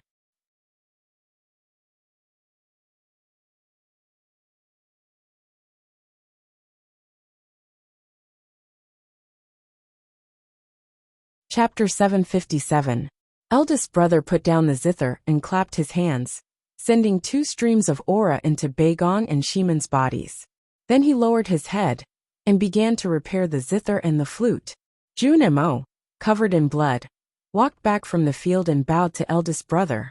Everyone from the academy came back to their senses and bowed to eldest brother. Eldest brother returned the bow and said, "Thank you." Everyone noticed the blood on eldest brother's cotton gown and knew that the battle between him and the Abbey Dean was more dangerous and difficult than the Battle of Verdant Canyon, so they were very worried. Eldest brother did not want them to worry, so he looked up at the canopy and said, "This seems to be used by the back mountain to block the sun. You actually used it to block arrows. It's not bad, but you have to be careful of the flying swords." Then he rearranged the tactical array, an arrangement in front of the verdant canyon. The autumn wind blew again.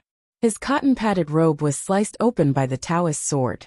Cotton peeked out from the cracks and trembled slightly in the wind. Then it turned into shadows.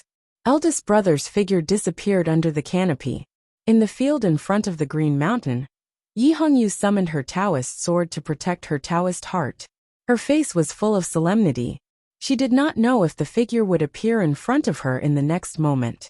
In the south of the field, in the West Hill Divine Palace Coalition Army camp, the disciples of the sword Garrett looked around, as if they were facing a formidable enemy. Lu Bai sat quietly beside the ashes from last night. He looked calm, and the sword on his knees was in its sheath. No one knew where Mr. First of the Academy had gone, but everyone could guess that he would definitely come here. The next moment, eldest brother's figure appeared in the West Hill Divine Palace Coalition Army, in the south of the field. He looked at the old great divine priest of revelation in the depths of the divine chariot, through layers of gauze, and pulled out the short wooden stick from his waist. The great divine priest of Revelation looked at the scholar outside the gauze, and the wrinkles on his face deepened. More than a dozen red-robed priests shouted, and rushed to the divine chariot. Eldest brother held the short wooden stick, and looked at the great divine priest of Revelation outside the gauze, but did not do anything. Those red-clothed divine adjudicators were sent flying like stones, and fell heavily onto the ground, sending up mud and dust. They were all unconscious, and on each of their foreheads was a clear red and swollen mark. The starlight in the depths of the great divine priest of Revelation's eyes suddenly burned. Wherever he looked, layers of gauze also burned, as if they had become the divine fire of Hautian's divine kingdom, blocking in front of the eldest brother. The eldest senior brother raised the wooden stick in his hand.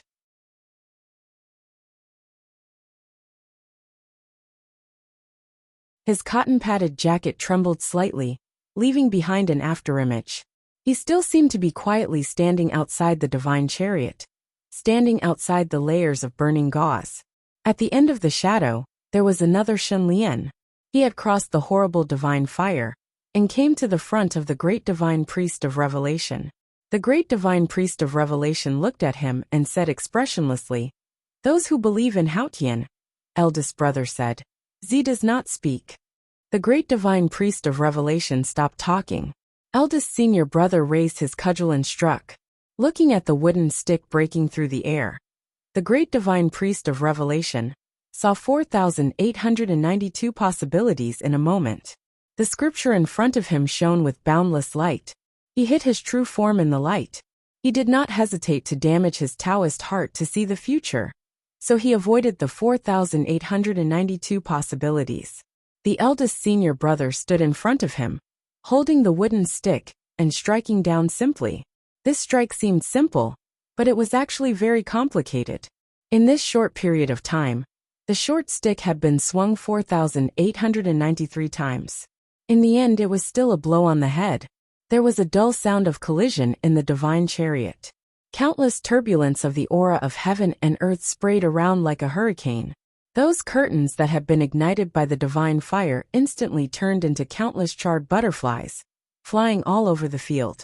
The scripture, which was shining with boundless light, turned into dust in the autumn wind. The body of the great divine priest of Revelation reappeared in the divine chariot, sitting cross-legged and covered with blood. The eldest senior brother's strike had hit the great divine priest of Revelation's forehead, and also hit his Taoist heart. Just a blow on the head had caused the great divine priest of Revelation to suffer irreparable injuries. The blood that wasn't thick, even a bit chilly, continuously flowed along the wrinkles on his face. It was as if a torrential rain suddenly descended on a dried-up mountain stream. But he looked very calm, because he knew his ending from the moment he heard the sound of the zither. When the Buddhism and Taoism sects ambushed Ning Kai and Sang Sang in the White Tower Temple of the Yueluan Kingdom, they were about to succeed. But in the end, because of the sound of the zither, an irreversible change occurred. There were indeed not many new things in the world. Mr. First is indeed Mr. First. The Academy set up the ambush in the Verdant Canyon, so they had already set the coordinates. The Divine Hall did not think of this, so it is natural that they failed. The great divine priest of Revelation looked at the eldest senior brother and said, The eldest senior brother knew why the great divine priest wanted to talk to him at this time, but he felt it was rude not to answer, so he replied, "So the Abbey Dean will arrive later than me. I want to hurry up and do something." The quiet carriage was not far from the divine chariot. When the divine chariot turned into a burning train, and then into the bleak autumn leaves, the coalition army of the divine hall exclaimed in shock and horror. The disciples of the sword Garrett turned pale. The expression on Lu Bai's face finally changed. He was no longer as calm as before. The sword was still on his knees, but just like his mood, it seemed to feel some kind of threat, and became excited and vigilant. The sword buzzed slightly, and half of the sword was out of the scabbard. 2 years ago, in the autumn, he had met Mr. First in the sword Garrett. At that time, he sat by the pond and Mr. First stood in front of him. Mr. First could move tens of thousands of miles, and so could his sword. So even though he called back the flying sword, he was very calm. Because he was sure that no matter how high Mr. First State was, he could not threaten him. Today, on the field in front of Green Mountain, he saw the figure of the scholar again, and was a little surprised by his progress. But when the divine chariot turned into ruins, he was sure that gentle guy had really learned to fight. A person who knew everything except fighting, and could be the strongest in the world. Now that he had even learned to fight, could he also be the strongest in this aspect? Who could be a match for him? Lu Bai slowly reached out, and held the slightly vibrating hilt with a happy expression on his face. It was really a good thing to have such an opponent in the world. However, what made him feel a little disappointed was that this battle did not happen. Eldest brother left. He played a murderous song with a string, and injured a great divine priest of West Hill with a wooden stick. Then he left quietly. He came in a hurry and left in a hurry. The reason for this? It was because a Taoist appeared on the field in front of the verdant canyon. The Taoist was dressed in green. Today's writing was a little hard. There is no need to name the chapter. This is more suitable. There is another chapter. To be continued. If you like this work, please come to Chidian.com to vote for me. Your support is my biggest motivation.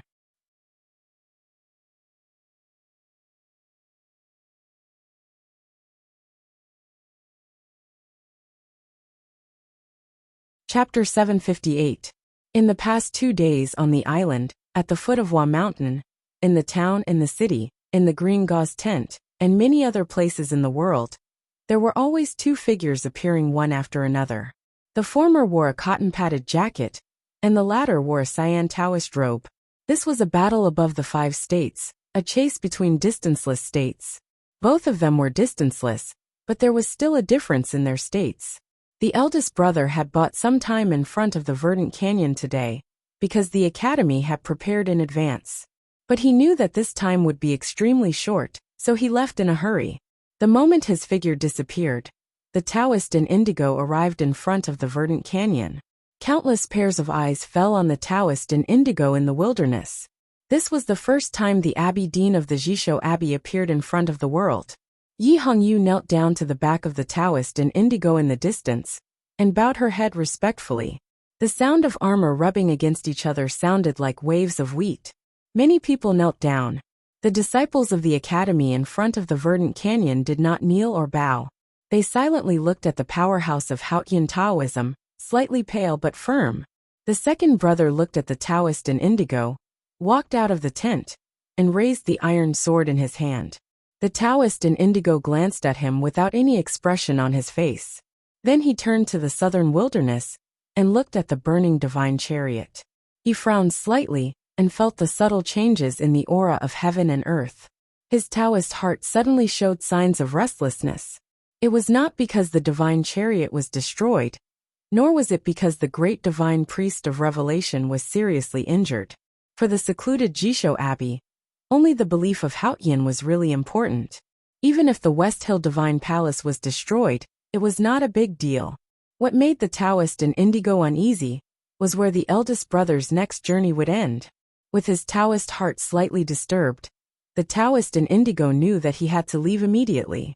This meant that the academy had calculated the time difference very clearly, and did not give him any time to take action.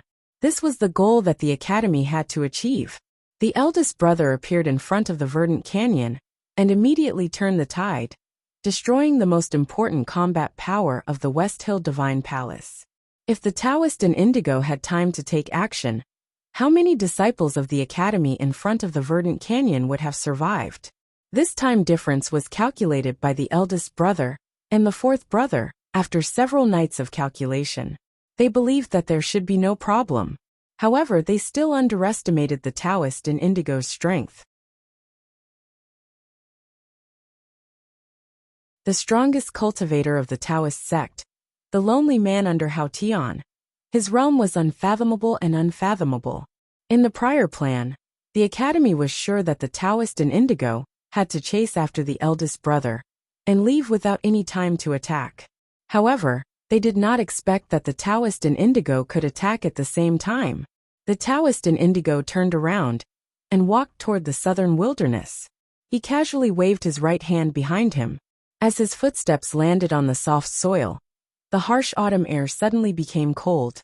The autumn wind in front of him suddenly froze into a thin layer of snow and rustled down. A door vaguely appeared in the middle of it. It was a passage hidden in the turbulence of the aura of heaven and earth. It was a path that only those in the limitless realm could see. The Taoist in green's right foot stepped into the door, and immediately turned into nothingness. In the eyes of countless people in front of the verdant canyon, he seemed to have broken through the void. Hundreds of thousands of people from the West Hill Divine Palace Coalition Army saw this miraculous scene and were shocked speechless. At this moment, a sword appeared in his right hand, which he had casually waved backwards.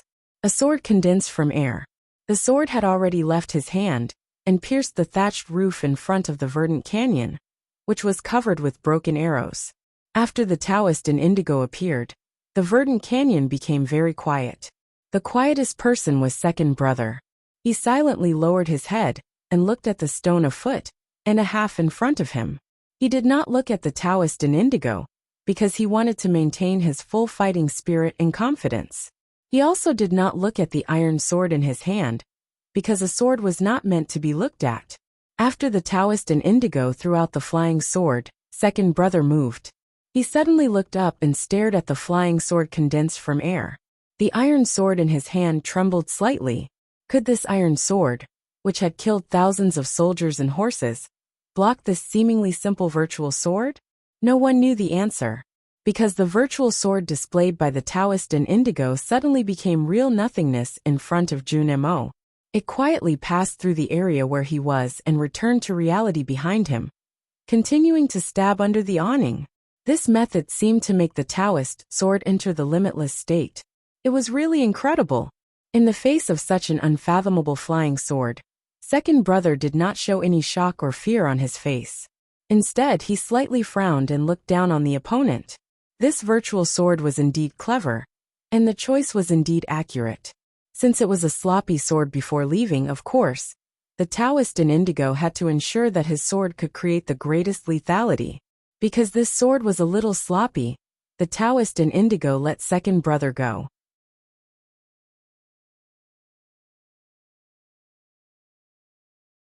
In a sense, this was a respect for second brother. But in second brother's view, this was ridiculous. With the identity and state of the Taoist in indigo, he actually had to think about dealing with the disciples of the academy. It was really vulgar. So he looked down on this person, even if his state was far above mine. Even if he was the Abbey Dean of the Jisho Abbey. Even if he was the highest peak in the cultivation world, after the teacher ascended to heaven, he still looked down on him. No matter how powerful a person was, as long as he had a vulgar aura, second brother would not take him seriously. Of course, this did not mean more. Second brother knew how terrifying the power of the virtual sword was. He slightly raised his sword-like eyebrows. He looked down on the Taoist in indigo, because he did not see through the tactical array in the iron shelter. Although the virtual sword had let him go, once it entered the shelter, he would be the one to bear the sword style. Because there was a red thread tied under his feet. The other end of the red thread was under the shelter, connected to all the junior brothers and sisters. He was ready to bear the virtual sword. He was ready to be injured, seriously injured. But he was not ready to die, because if he died, the verdant canyon would not be able to be defended. The broken arrows on the iron shelter were disturbed by the chi of heaven and earth carried by the virtual sword. They flowed down from the eaves like falling sand, like a waterfall of arrows. Inside the waterfall, seventh sister Muyu was pale. She held the red thread tightly in her hand and pulled it hard. Looking at the back of the man outside the shelter, her fingers trembled violently. Second brother would bear all the physical attacks that she, her fellow disciples, and the iron shelter suffered. However, this time the opponent was not a disciple of the sword Garrett of the South Jin Kingdom, but the godlike Abbey Dean of the Jisho Abbey. Could senior brother bear it? How badly would he be injured? Would he be okay? Suddenly, she saw a shocking scene from the corner of her eyes. The red line buried in the sand had been quietly cut off by someone. Fourth brother's fingers had just left his ankle. There was another red thread tied to his ankle. The red thread was originally connected to second brother, but now it was tied to his ankle. This meant that he would be the one to bear the virtual sword of the Taoist in indigo. This tactical array was originally designed by fourth brother and herself, and finally modified by eldest brother. Muyu knew that there would be no problem with fourth brother's changes at this time. However, fourth brother was only at the see-through realm. How could he withstand a blow from the Abbey Dean? Before Muyu could scream, the virtual sword had arrived. The faint shadow of the sword seemed to have gone beyond the scope of speed. When it entered the iron shelter in front of the verdant canyon, its speed suddenly slowed down and became visible to the naked eye. The tactical array under the iron shelter was activated, and the red thread tied to the feet of all the academy disciples began to shake violently. Countless fine and tough auras were produced. The virtual sword was bound by countless auras and suddenly slowed down.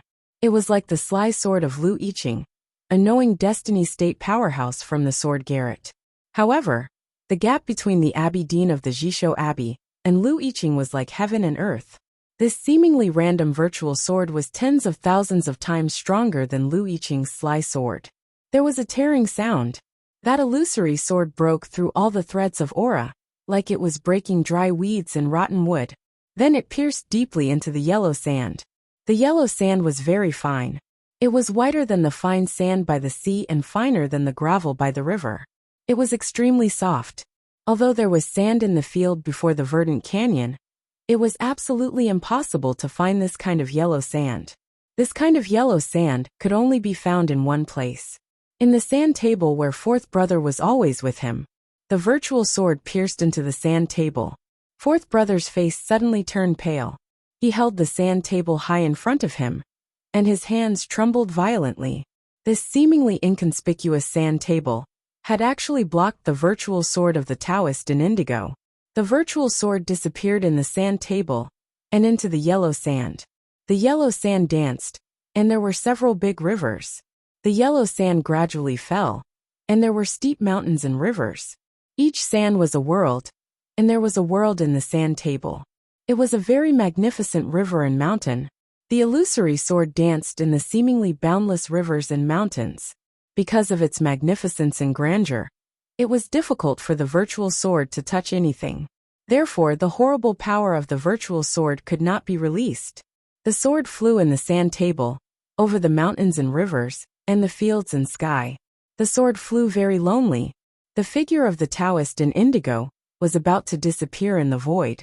He was about to go from the verdant canyon to the next place. He did not care about the outcome of the virtual sword, because he was very sure that even if Jun Mo took that sword, he would inevitably be seriously injured. The disciples of the academy could no longer guard the verdant canyon. At this moment he suddenly let out a soft sound. This sound showed that he was a little surprised. The thin snow gradually fell, and the passage of the aura of heaven and earth was closed. The Taoist in indigo disappeared from the field.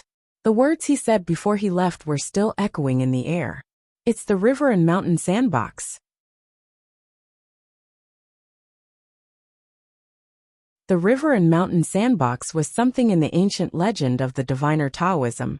In the Kaiyuan period of the Tang dynasty, the river and mountain sandbox was lost without a trace, and the river and mountain sandbox deduction algorithm was also lost. Not many people knew that less than 40 years later, Ing Shanren, the seventh founder of the Black Ink Garden in the Great River Kingdom, and Elder Don Wen Nun, a famous mathematics professor of the academy, worked together for 6 years and recreated the river and mountain sandbox. Later, the two sages spent their whole lives recasting the river and mountain sandbox. After that, the river and mountain sandbox had been left in the back of the mountain of the academy. As time went by, it was gradually forgotten by the whole cultivation world. Even the master of calligraphy of the Black Ink Garden did not know this secret. Many years ago, when the headmaster traveled around the countries to find the exit of the underworld, or to look for delicious food, he met a young apprentice in a pawnshop outside the wetland of Inluan town. The headmaster watched the young apprentice for a long time, because he felt that the young apprentice's abacus was very beautiful, and the sound of it was very pleasant. The young apprentice was called Fan Yu, and later became the fourth pro-disciple of the headmaster. The headmaster naturally gave him the river and mountain sandbox. Now, except for the people in the back of the mountain of the academy, only Mo Shanshan knew about it. The Taoist in indigo left. His virtual sword was still there. It was still flying in the river and mountain sandbox. The fourth brother held the sandbox, and his face became paler and paler. Blood gradually flowed from his lips. The second brother returned to the tent. Muyi looked at him and asked in a trembling voice, "What should we do?" The second brother was silent for a long time and said, "I don't know." The sixth brother said, "I'll smash the sandbox with a hammer." The fourth brother used all his psyche power, especially his spirit connected with the river and mountain sandbox, to trap the virtual sword. He was too weak to speak, but he was furious when he heard the second brother's words. "You can smash me to death first." He stared at the sixth brother angrily, and kept coughing up blood as he spoke. The sixth brother put down the iron hammer helplessly. Wang Qi looked at the fourth brother who was holding the sandbox and said worriedly, "Do you always hold it like this?" "Senior brother, if you are tired, I can do it for you. I have brewed the medicine for 2 days." The fourth brother listened to the younger brother's naive words and said with relief, "No, I can't let it go." As soon as he said this, there was a dead silence under the iron tent. He had lost so much blood in such a short time. How long could the fourth brother hold it? Even if he could hold it, could he hold it forever?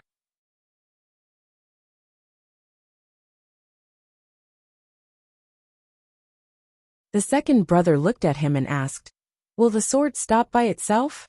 The fourth brother shook his head and said, "The river and mountain sandbox is a virtual realm, and the sword is a virtual sword. There is no air or external influence. Even if it stops, it will be hundreds of years later." The second brother asked again, "What will happen if I let it go?" The fourth brother was silent for a moment and said, "It will explode." The second brother said, "Then let it explode." The fourth brother shook his head and said with a painful smile, "I don't want the sixth brother to smash it, not because I don't want to let it go. Although it has been with me for so many years, it will explode as soon as I let it go. So even if you want it to explode, you have to let me go far away." Everyone was silent. "Of course I know you don't want me to go far away and die alone." The fourth brother looked at them and said with a smile, "So I will hold it as long as possible." The second brother turned to look at the West Hill Divine Palace Coalition army in the south and said, "Don't worry, there is another way." "What is it? Tell us, senior brother." Muyu asked anxiously. "If the eldest brother can get rid of the Abbey Dean, he can solve this problem for you. What if he can't? Besides, the eldest brother doesn't know what happened here. Then we can kill the Abbey Dean. As long as he is dead or seriously injured, his sword will become a piece of scrap metal. The headmaster is gone. Who can kill the Abbey Dean now? To end this war, we have to kill him. So it's not a matter of who can kill him. Whether it is the Battle of Verdant Canyon or anything else, they are all preparations to kill him." The second brother said, "Chang'an has been waiting for him. I'm really tired today. I don't know why I'm tired. See you tomorrow." 2 chapters. To be continued. If you like this work, please come to Chidian.com to vote for me. Your support is my greatest motivation.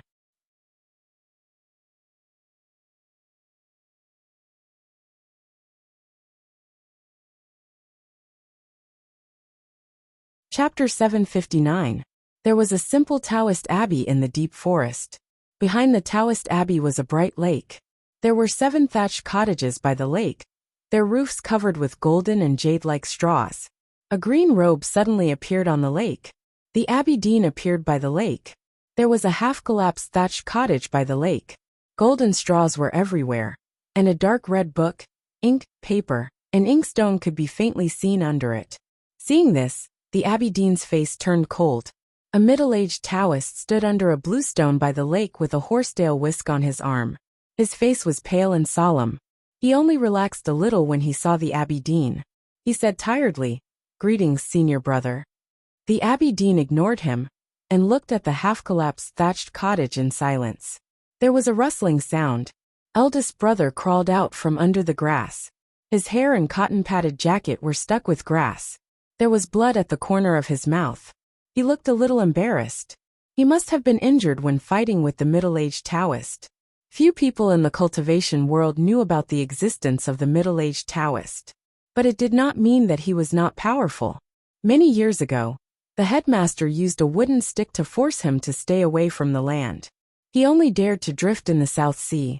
From that day on, everything in the Jisho Abbey was handled by the middle-aged Taoist. The middle-aged Taoist was the second most powerful person in the Jisho Abbey. He lived in seclusion, but once he made a move, it would be earth-shattering.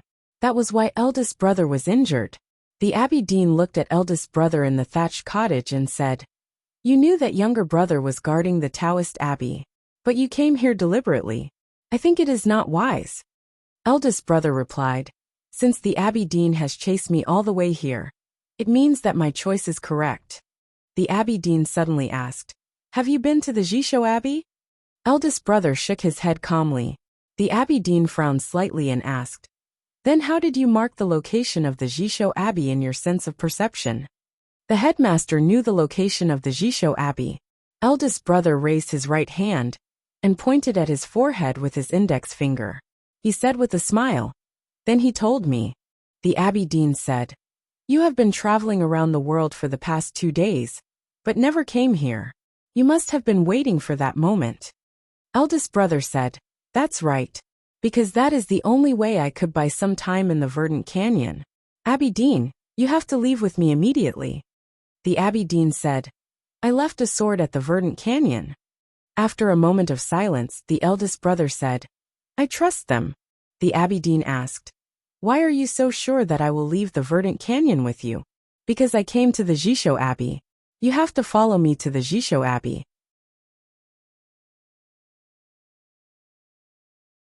"You can't be any slower," the eldest brother said calmly. "Before that, my junior brothers and I had been thinking about what could be more important to you than destroying the Tang Empire and the Academy. We thought about it for a long time, but we couldn't think of a suitable answer." The Abbey Dean and the middle-aged priest were silent. Eldest brother looked at the ink-red ancient book buried in the straw in front of him and said with a smile, "Later, we finally realized that for you, your faith in Haotian, or rather, your reverence for it, is greater than countless in the human world. The Tomes of Arcane is a sacred object given by Haotian to Haotian Taoism. 2 volumes have been lost for thousands of years. Haotian will naturally be unhappy. If I take away the remaining 5 volumes, it will be interesting whether I destroy them or hide them. So you have to follow me here." The Abbey Dean said after a moment of silence, "Since you are here, you don't have to leave." Eldest brother said, "I am an unwelcome guest. It's better for me to leave as soon as possible." The Abbey Dean looked at him and said calmly, "The rain doesn't keep the guest, but I am here to keep the guest. You have to know that this is the Jisho Abbey, not the back of the mountain of the Academy. You risked your life to come here. What's the difference between you and a bird walking into a trap?" The meaning of this sentence was clear. It was not a threat, but a calm and simple explanation. No one would doubt that in the unknown place, the Jisho Abbey was the simplest. However, Haotian Taoism ruled the world. As the existence above the clouds of Haotian Taoism, the Jisho Abbey must have very powerful, or even unimaginably powerful means. Eldest brother was very clear about this, but he looked calm. Since he dared to come, he had already prepared his means. The Abbey Dean waved his sleeves and clouds came out. Between the green mountains and the lake, the aura of heaven and earth suddenly closed. The clear and beautiful autumn sun could not fall. The autumn wind could only pass through the ruined forest behind the Taoist Abbey, but could not pass through the walls of the Taoist Abbey. The big array of the Jisho Abbey was activated. The Taoist Abbey became an independent existence in the Haotian world, but closely related to the Haotian world. No one could leave this small world, not even the limitless state, because the aura of heaven and earth in the Jisho Abbey had been completely separated from the aura of heaven and earth around. If eldest brother wanted to leave with the limitless state, he would run into the dense boundary. But he still left, leaving leisurely. His cotton-padded jacket fluttered, and eldest brother's figure suddenly faded and disappeared in the autumn wind by the lake. There was dead silence by the lake. The Abbey Dean looked at the middle-aged Taoist with a cold expression.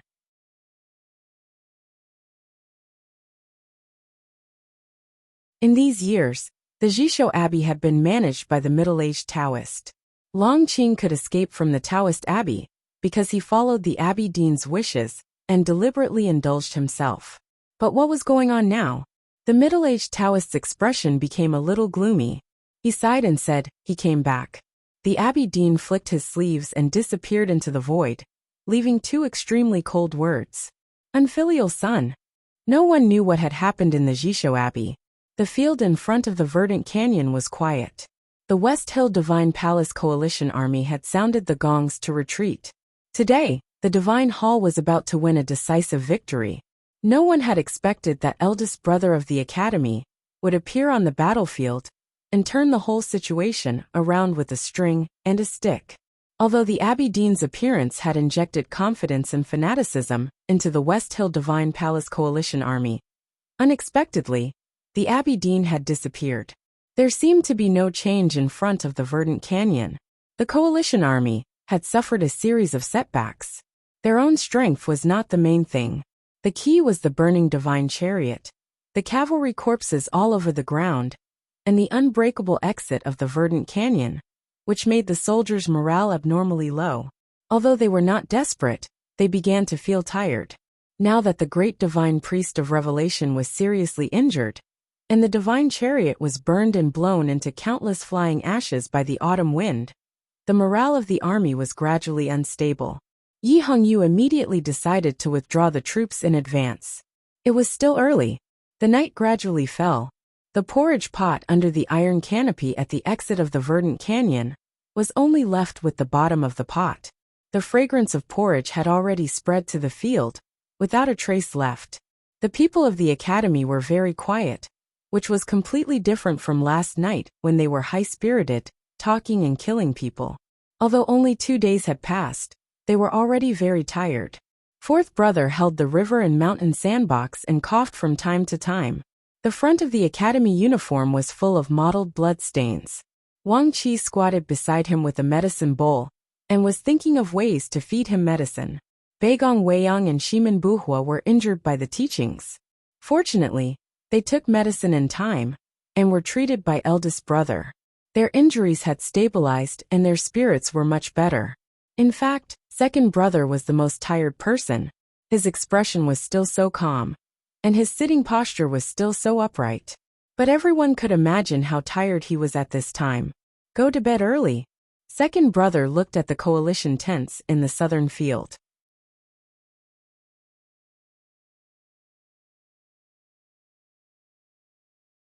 Looking at the dense lights that were even brighter than the stars in the sky, he said after a moment of silence, "Tomorrow should be more difficult." The younger brothers and sisters responded, but no one went to sleep. They still sat around fourth brother. At this time, the virtual sword left by the Abbey Dean was still flying in the river and mountain sandbox. Fourth brother had to use his own psyche power to launch the river and mountain sandbox to trap the virtual sword in the yellow sand. He could not put down the sandbox, nor could he rest. He could only endure the pain. No one knew how long he would last, or whether he could make it to the end. Second brother walked behind him and sat down. Since he came to the verdant canyon, he had not taken off his armor. Therefore, when he sat down, the sound of the iron armor hitting against each other was extremely clear, firm and stern. Just like what he said later, "It's always easier to lean on each other." Fourth brother smiled slightly, leaned back tiredly, and then slowly closed his eyes. Second brother passed the iron sword from his shoulder to the back and put it under his forearm. There was a bright moon in the night sky. The moon was relatively dark, so the stars in the night sky could be seen clearly. Yi Hongyu looked at the night sky quietly, with no expression on her face. The great divine priest of Revelation had been sent back to the West Hill Divine Palace, but no one knew if he could survive. If Mr. First Rod was aimed at her, how should she deal with it? She thought for a long time, and finally came to the conclusion that she could not deal with it. But she was not discouraged, nor did she feel defeated. She had never been that kind of person. She was never the most powerful person, but it turned out that she could always defeat enemies who were stronger than her in the end. At this time she was thinking more about something else. The more she thought about it, the more she frowned. She thought about it for a whole night. Until dawn. The morning light gradually brightened, and the wilderness was covered with mist. No one knew whether it would be sunny or cloudy today.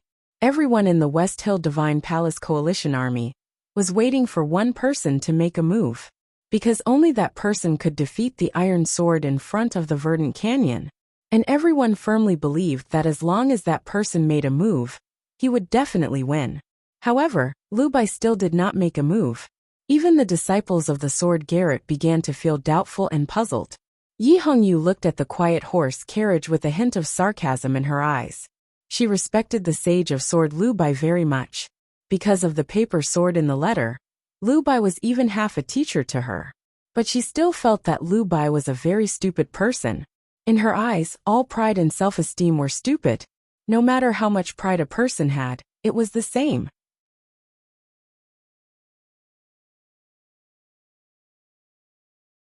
No matter whether that person was the Abbey Dean or Lu Bai. In this battle of the Verdant Canyon, if the real powerhouses in Haotian Taoism could listen to her command, she had countless ways to directly crush the people of the academy in front of the Verdant Canyon.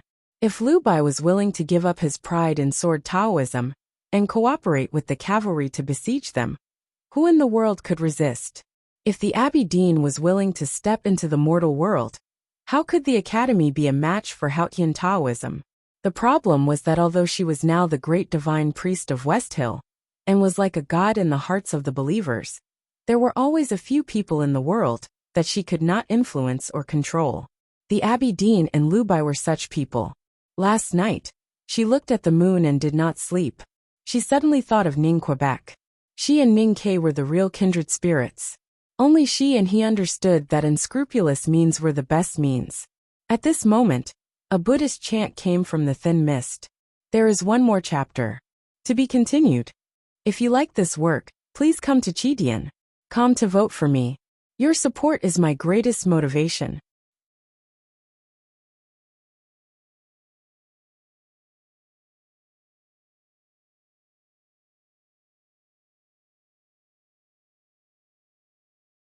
Chapter 760. The Mute Speaks. Put some salt on the pancake. The Buddhist chant came from the mist. A figure slowly walked out of the mist. It was a man who wore plain clothes, but had his hair combed into a Taoist bun. A thin wooden sword floated above his head, and quietly broke through the mist. It was Yi Su, the world wayfarer of Haotian Taoism, and his sword. Second brother slowly stood up. He and fourth brother had been sitting back to back for the whole night. He had not slept all night, so he could not hide the tiredness in his eyes. Hearing the Buddhist chant from the mist, the people of the academy were vigilant, and even a little nervous. Put more salt on the pancake. Second brother said to Muyu, who was baking pancakes by the stove. It seems that he has a heavy taste. It was a joke that was not funny.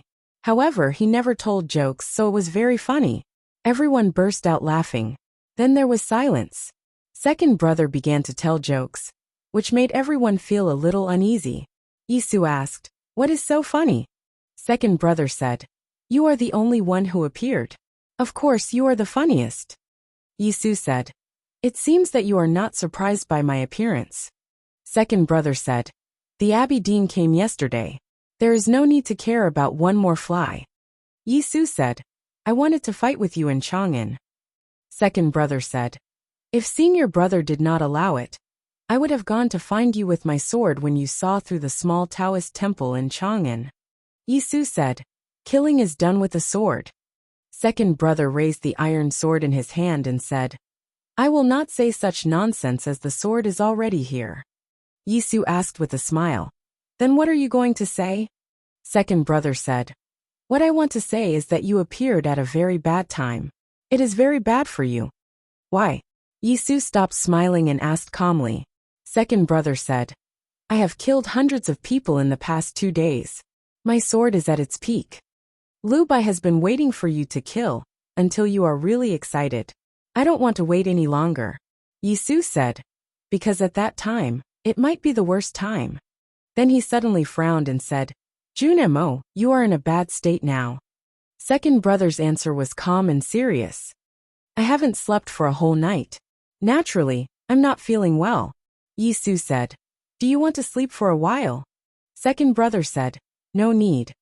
Yisu raised his brows and asked, why? Second brother said, because you are not Lu Bai yet. You are not Lu Bai. You may become Lu Bai, but you are not Lu Bai yet. Even if I don't sleep for the whole night, I have the confidence to defeat you. This was what second senior brother wanted to convey. The ordinary soldiers of the West Hill Divine Palace Coalition Army did not know who that person was.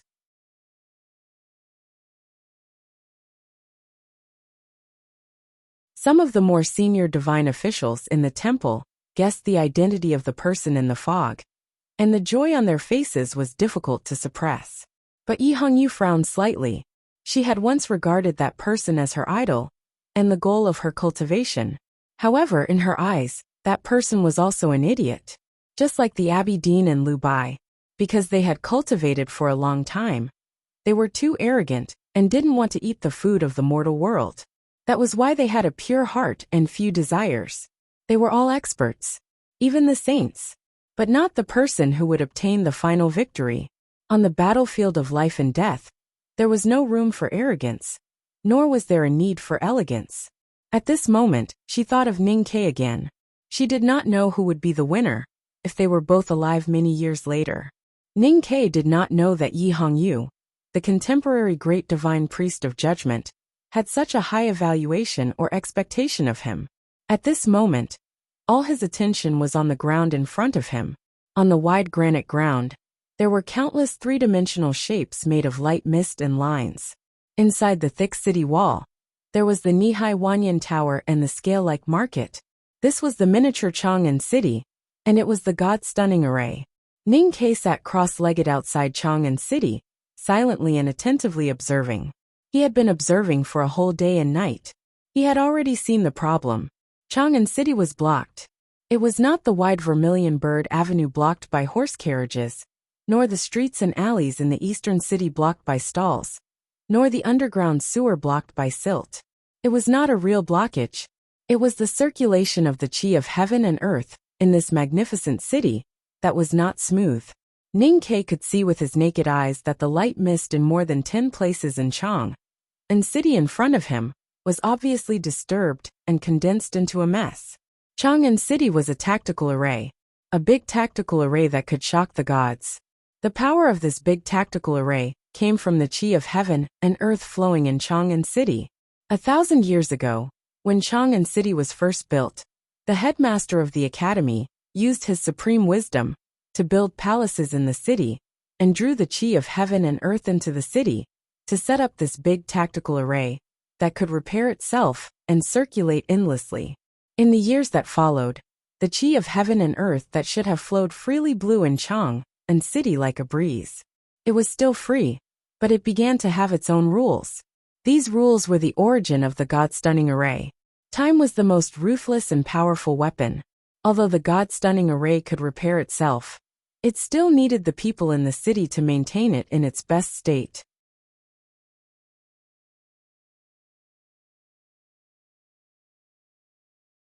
The Tang Imperial Court had a special fund to do this, and the most important task of the Clear Water Bureau of the Ministry of Works was to dredge the natural waterways and lakes in Chang'an City.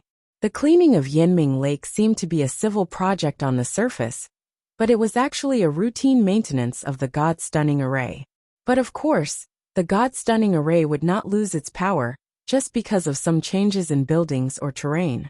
In fact, even if the Imperial Court had never done maintenance, this should not have happened. Ning Ke got up and walked into Chang'an City that was condensed by the light mist. He crossed Yanming Mountain and came to the knee-high Imperial City. He bent down and grabbed the array pestle that was stuck in the ground and pulled it out. With this action, Chang'an City on the granite ground gradually turned into a thick light mist.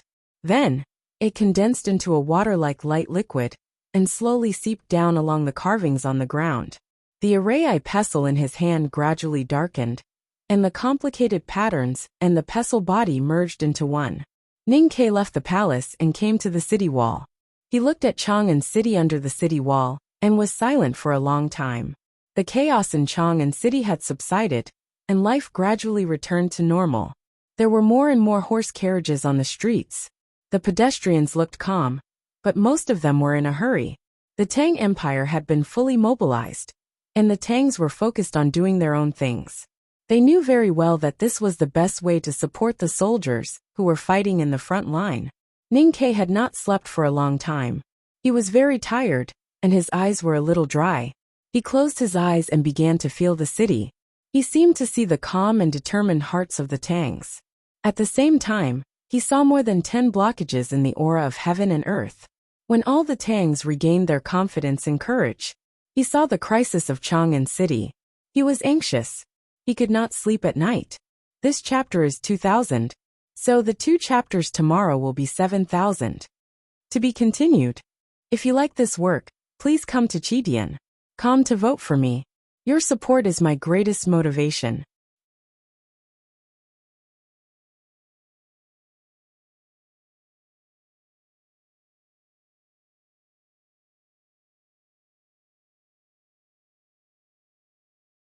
Chapter 761. Chang'an was said to be impregnable. In fact, it had never been. To be more precise, it had never been tested since the founding of the Tang Empire. But no one doubted it, because Chang'an was the last and strongest source of confidence for the Tangs. As long as the city stood on the plains south of the Sishui River, the Tangs would always be smiling. Besieging the city was also not advisable. As long as Chang'an was still there, the resistance of the Tang Empire, especially the areas near the capital, would not stop. The Tang's spirit of resistance and determination to fight to the last moment would continue. For the Tangs, Chang'an would never fall was a psychological stereotype. It was almost a truth and did not need a reason. Not many people knew that the fundamental reason was a big array called the God-stunning array. That was a fact only those who stood at the top of the cultivation world knew. Now there was a problem with the God-stunning array, and Chang'an was not as indestructible as it had been for 1,000 years. What if an army came and powerful cultivators entered the city? Only a few people knew about this problem, including Ning Quebec, looking down at the densely packed residences and streets that extended in all directions. His brows were filled with exhaustion and worry. He held a charcoal pen and kept drawing on the map. Looking at the places in the city that were blocked, he thought about ways to repair or unblock them. But the more he thought, the more he looked terrible. Third Sister had given him 7 days. Now more than 2 days had passed. But he had not come up with a good solution. Instead, he noticed that the situation of the big array was getting worse. Starting from the Daming Palace outside the North City, the dark water hidden in the autumn forest flowed out of the curved mountain, converged at the lake, past the Southern Gate Temple, past the Wanyan Tower, entered the Vermilion Bird Avenue, and came out from the south gate of Chang'an. All the blockages happened on this dark line. In the God-stunning array, this dark line was very important. It was called breath, and it was the key passage for the cycle of life and death.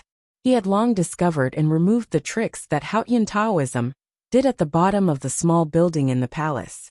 But the interference of the God-stunning array was irreversible. As time went by, it became worse and worse. He thought for a long time, but still could not come up with a solution. If the blockage had been a natural landscape or a constructed street, it wouldn't have been much of a problem. Given the Great Tang's formidable administrative and mobilization abilities, even a small mountain would be hollowed out in 7 days. The problem was that the method of the Tao sect was directly used in the array pivot under the small building, causing the operation of the chi of heaven and earth in the array to be disturbed.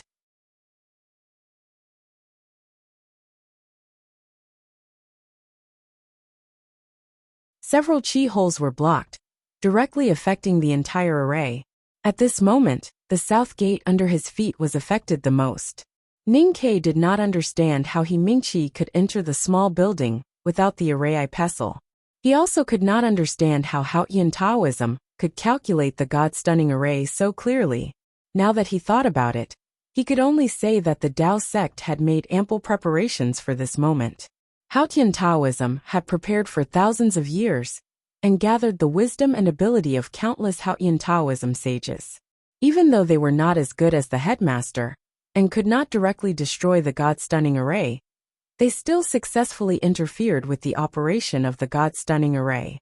It was extremely tough and irreversible. Ning Ke had eliminated all the sources of interference that Hautian Taoism had placed in Chang'an, but he could not repair the blockage of the array, because it would require an unimaginable amount of qi of heaven and earth. In fact, this level of damage or interference could be repaired by the God-stunning array itself, but it would take a long time, 2 or 3 years. In times of peace, this was not a big deal. The problem was that now was the time of the world war against the Tang Empire. The enemy would not give the Tangs such a long time. If the headmaster had not ascended to heaven, this would be a very simple matter. He only needed to wave his sleeves to summon the qi of heaven and earth from the continent, and under the sea of clouds to Chang'an. But the headmaster no longer existed in the world. In today's world, no one could use such a method. In that case, was there really no way to repair this formation? Would Chang'an be opened? The array pestle was in Ning Ke's arms. It was as hard as a stone, which made him feel a little flustered. This city was left to him by the headmaster, and the array pestle was left to him by Master Yen Sei and His Majesty. This meant that protecting Chang'an and the Tang Empire was an inescapable responsibility. This was the supreme glory, but also the heaviest burden in the world. But the most ridiculous thing was that Ning Ke was not an array tactical master. Master Yen Sei once said that the array was a big talisman, and the talisman was a small array. There had always been a saying in the cultivation world that an array tactical master might not be able to become a talisman master. But a talisman master must be a very good array tactical master. Ning Ke was a very talented talisman master, but for some reason, his talent in array tactical was terrible. When he first entered the back mountain of the academy, he helped Seventh Sister set up the array for many days, but he did not make any progress. These years, he studied hard to control the God-stunning array, but he also did not make any progress. Now that fourth brother and seventh sister were not in the academy, he did not know where to ask.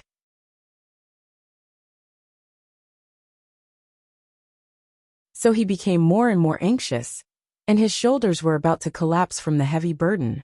The autumn wind blew on his face, making him feel cold. After a moment of silence, he walked down the city wall. The south gate of Chang'an, facing the Vermilion Bird Avenue, had been heavily guarded since the war began. At his request, the imperial court transferred all the last Yulin royal guards in the city here.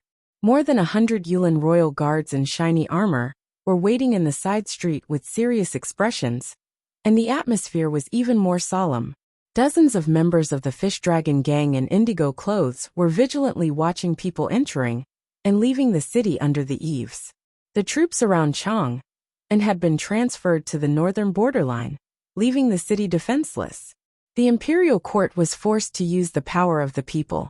The sergeants of the city defense department carefully checked the teams entering and leaving the city, and each document was checked by 3 people in turn to ensure that there were no spies or contraband. This kind of inspection was very complicated, and the workload was very heavy. Fortunately, there were very few people entering and leaving Chang'an, and at this time, only the endless supply of grain caravans occupied the official road outside the city. These were all the grain transported from various states and counties.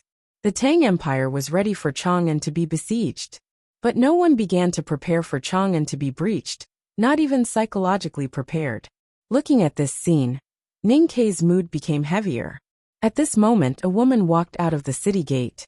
The woman's eyebrows were like ink, her eyes like lacquer, and her face was picturesque. Her lips were a little thin, and they were calmly closed. On her white face, it was like a winter sweet in the snow. Her straight black hair was scattered on her shoulders, no longer like a waterfall in the past, but like a beautiful brush stroke.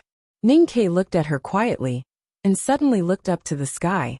The late autumn sky was high and distant, and extremely light. He suddenly felt that Hautian, no, it should be the teacher in heaven, felt his anxiety and uneasiness at this time. So he sent her to Chang'an to him. Then he withdrew his gaze from the sky, looked at the picturesque woman and smiled.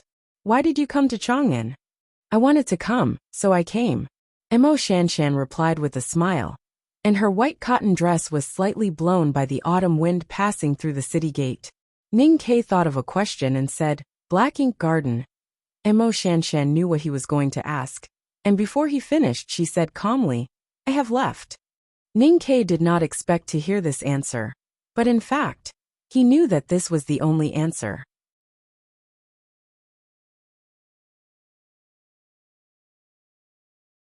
If Mo Shanshan did not want to implicate Black Ink Garden, her teacher and fellow disciples, and even the Great River Kingdom, then she had to break away from the sect to come to Chang'an and stand against the West Hill Divine Palace. After a moment of silence, he reached out his right hand and invited her to enter the city. Ning Ke and Mo Shanshan walked in Chang'an. They walked side by side again, just like in the past. But in fact it was not like before. The two came to the front of the palace, and came to the bridge of the past. They looked at the same vermilion palace wall, but there was no snowflake flying in the sky, only yellow ginkgo leaves covering the ground. I don't have time, or we can travel together again. Ning Ke reached out to the water outside the bridge, and caught a falling ginkgo leaf in the air. He said, This is the fourth blockage. Feel the aura of heaven and earth directly under the arrow tower.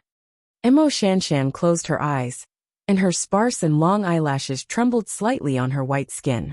After a moment, she opened her eyes, and the emotions in her eyes were a little complicated, shocked and uneasy. What a powerful tactical array. Ning Ke withdrew his hand, and the ginkgo leaf fell into the moat under the bridge. The river flowed very slowly, and at this time the surface of the river was already full of beautiful yellow leaves. With the addition of this leaf, no change could be seen at all. He looked at the yellow leaves on the moat and said, It is because it is powerful that it is troublesome. Now that it has been blocked by Haotian Taoism, to unblock it, we need more qi of heaven and earth. After thinking for a moment, Mo Shanshan shook her head and said, No one can summon such a large amount of qi of heaven and earth, and no one can set up a tactical array that can repair this big tactical array. Ning Ke asked, Can we use talismans?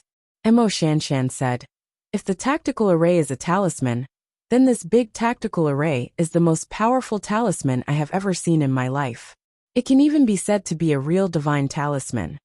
Ning Ke understood what she meant. Chang'an was a huge city, and the wisdom of the headmaster of academy was a steep mountain that was difficult to climb. Haotian Taoism's method seemed simple, but the use of these 2 points was secretly in accordance with the law of nature. He said, I hope you can solve this problem. Mo Shanshan said, I don't have this ability. Ning Ke said, You are better than me. Mo Shanshan said, Then you can give me the array I pestle. Ning Ke shook his head. Mo Shanshan said with a smile, I thought you have learned to trust after experiencing so many things. Ning Ke thought of the dark-skinned girl on the Sishui River, whose feet were as white as snow lotuses, the one who stepped on the light and lived in the dark.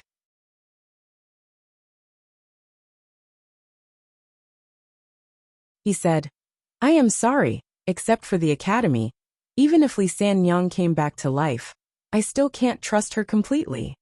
Mo Shanshan asked, Who is Li Sanyang? Ning Ke said, My mother. Mo Shanshan said after a moment of silence, I am sorry. Long Qing also enthusiastically recommended Bean's new book, Ascending Evil. I really don't understand the title of this book. Moving mountains is so wonderful. I'm guessing that it's about immortal ascension, and then changing immortal into something else. Anyway, I'm enthusiastically recommending it. The quality is guaranteed. The book number is 257-2738. Also, Shanshan celebrated her birthday a few days ago. I just happened to stop updating on that day. Haha, there's one more chapter today. Also, I won't be resting tomorrow on Saturday. To be continued. If you like this work, please come to Chidian.com to vote for me. Your support is my greatest motivation. You're tuning in to the Li Mei's Sword of Destiny YouTube channel. We're so grateful for your support. And don't forget to subscribe to join us on this incredible journey through captivating stories. Your generosity through donations truly makes a world of difference. as it's the primary source of revenue that allows me to expand and enhance this channel for you. Thank you from the bottom of my heart for being a part of this adventure.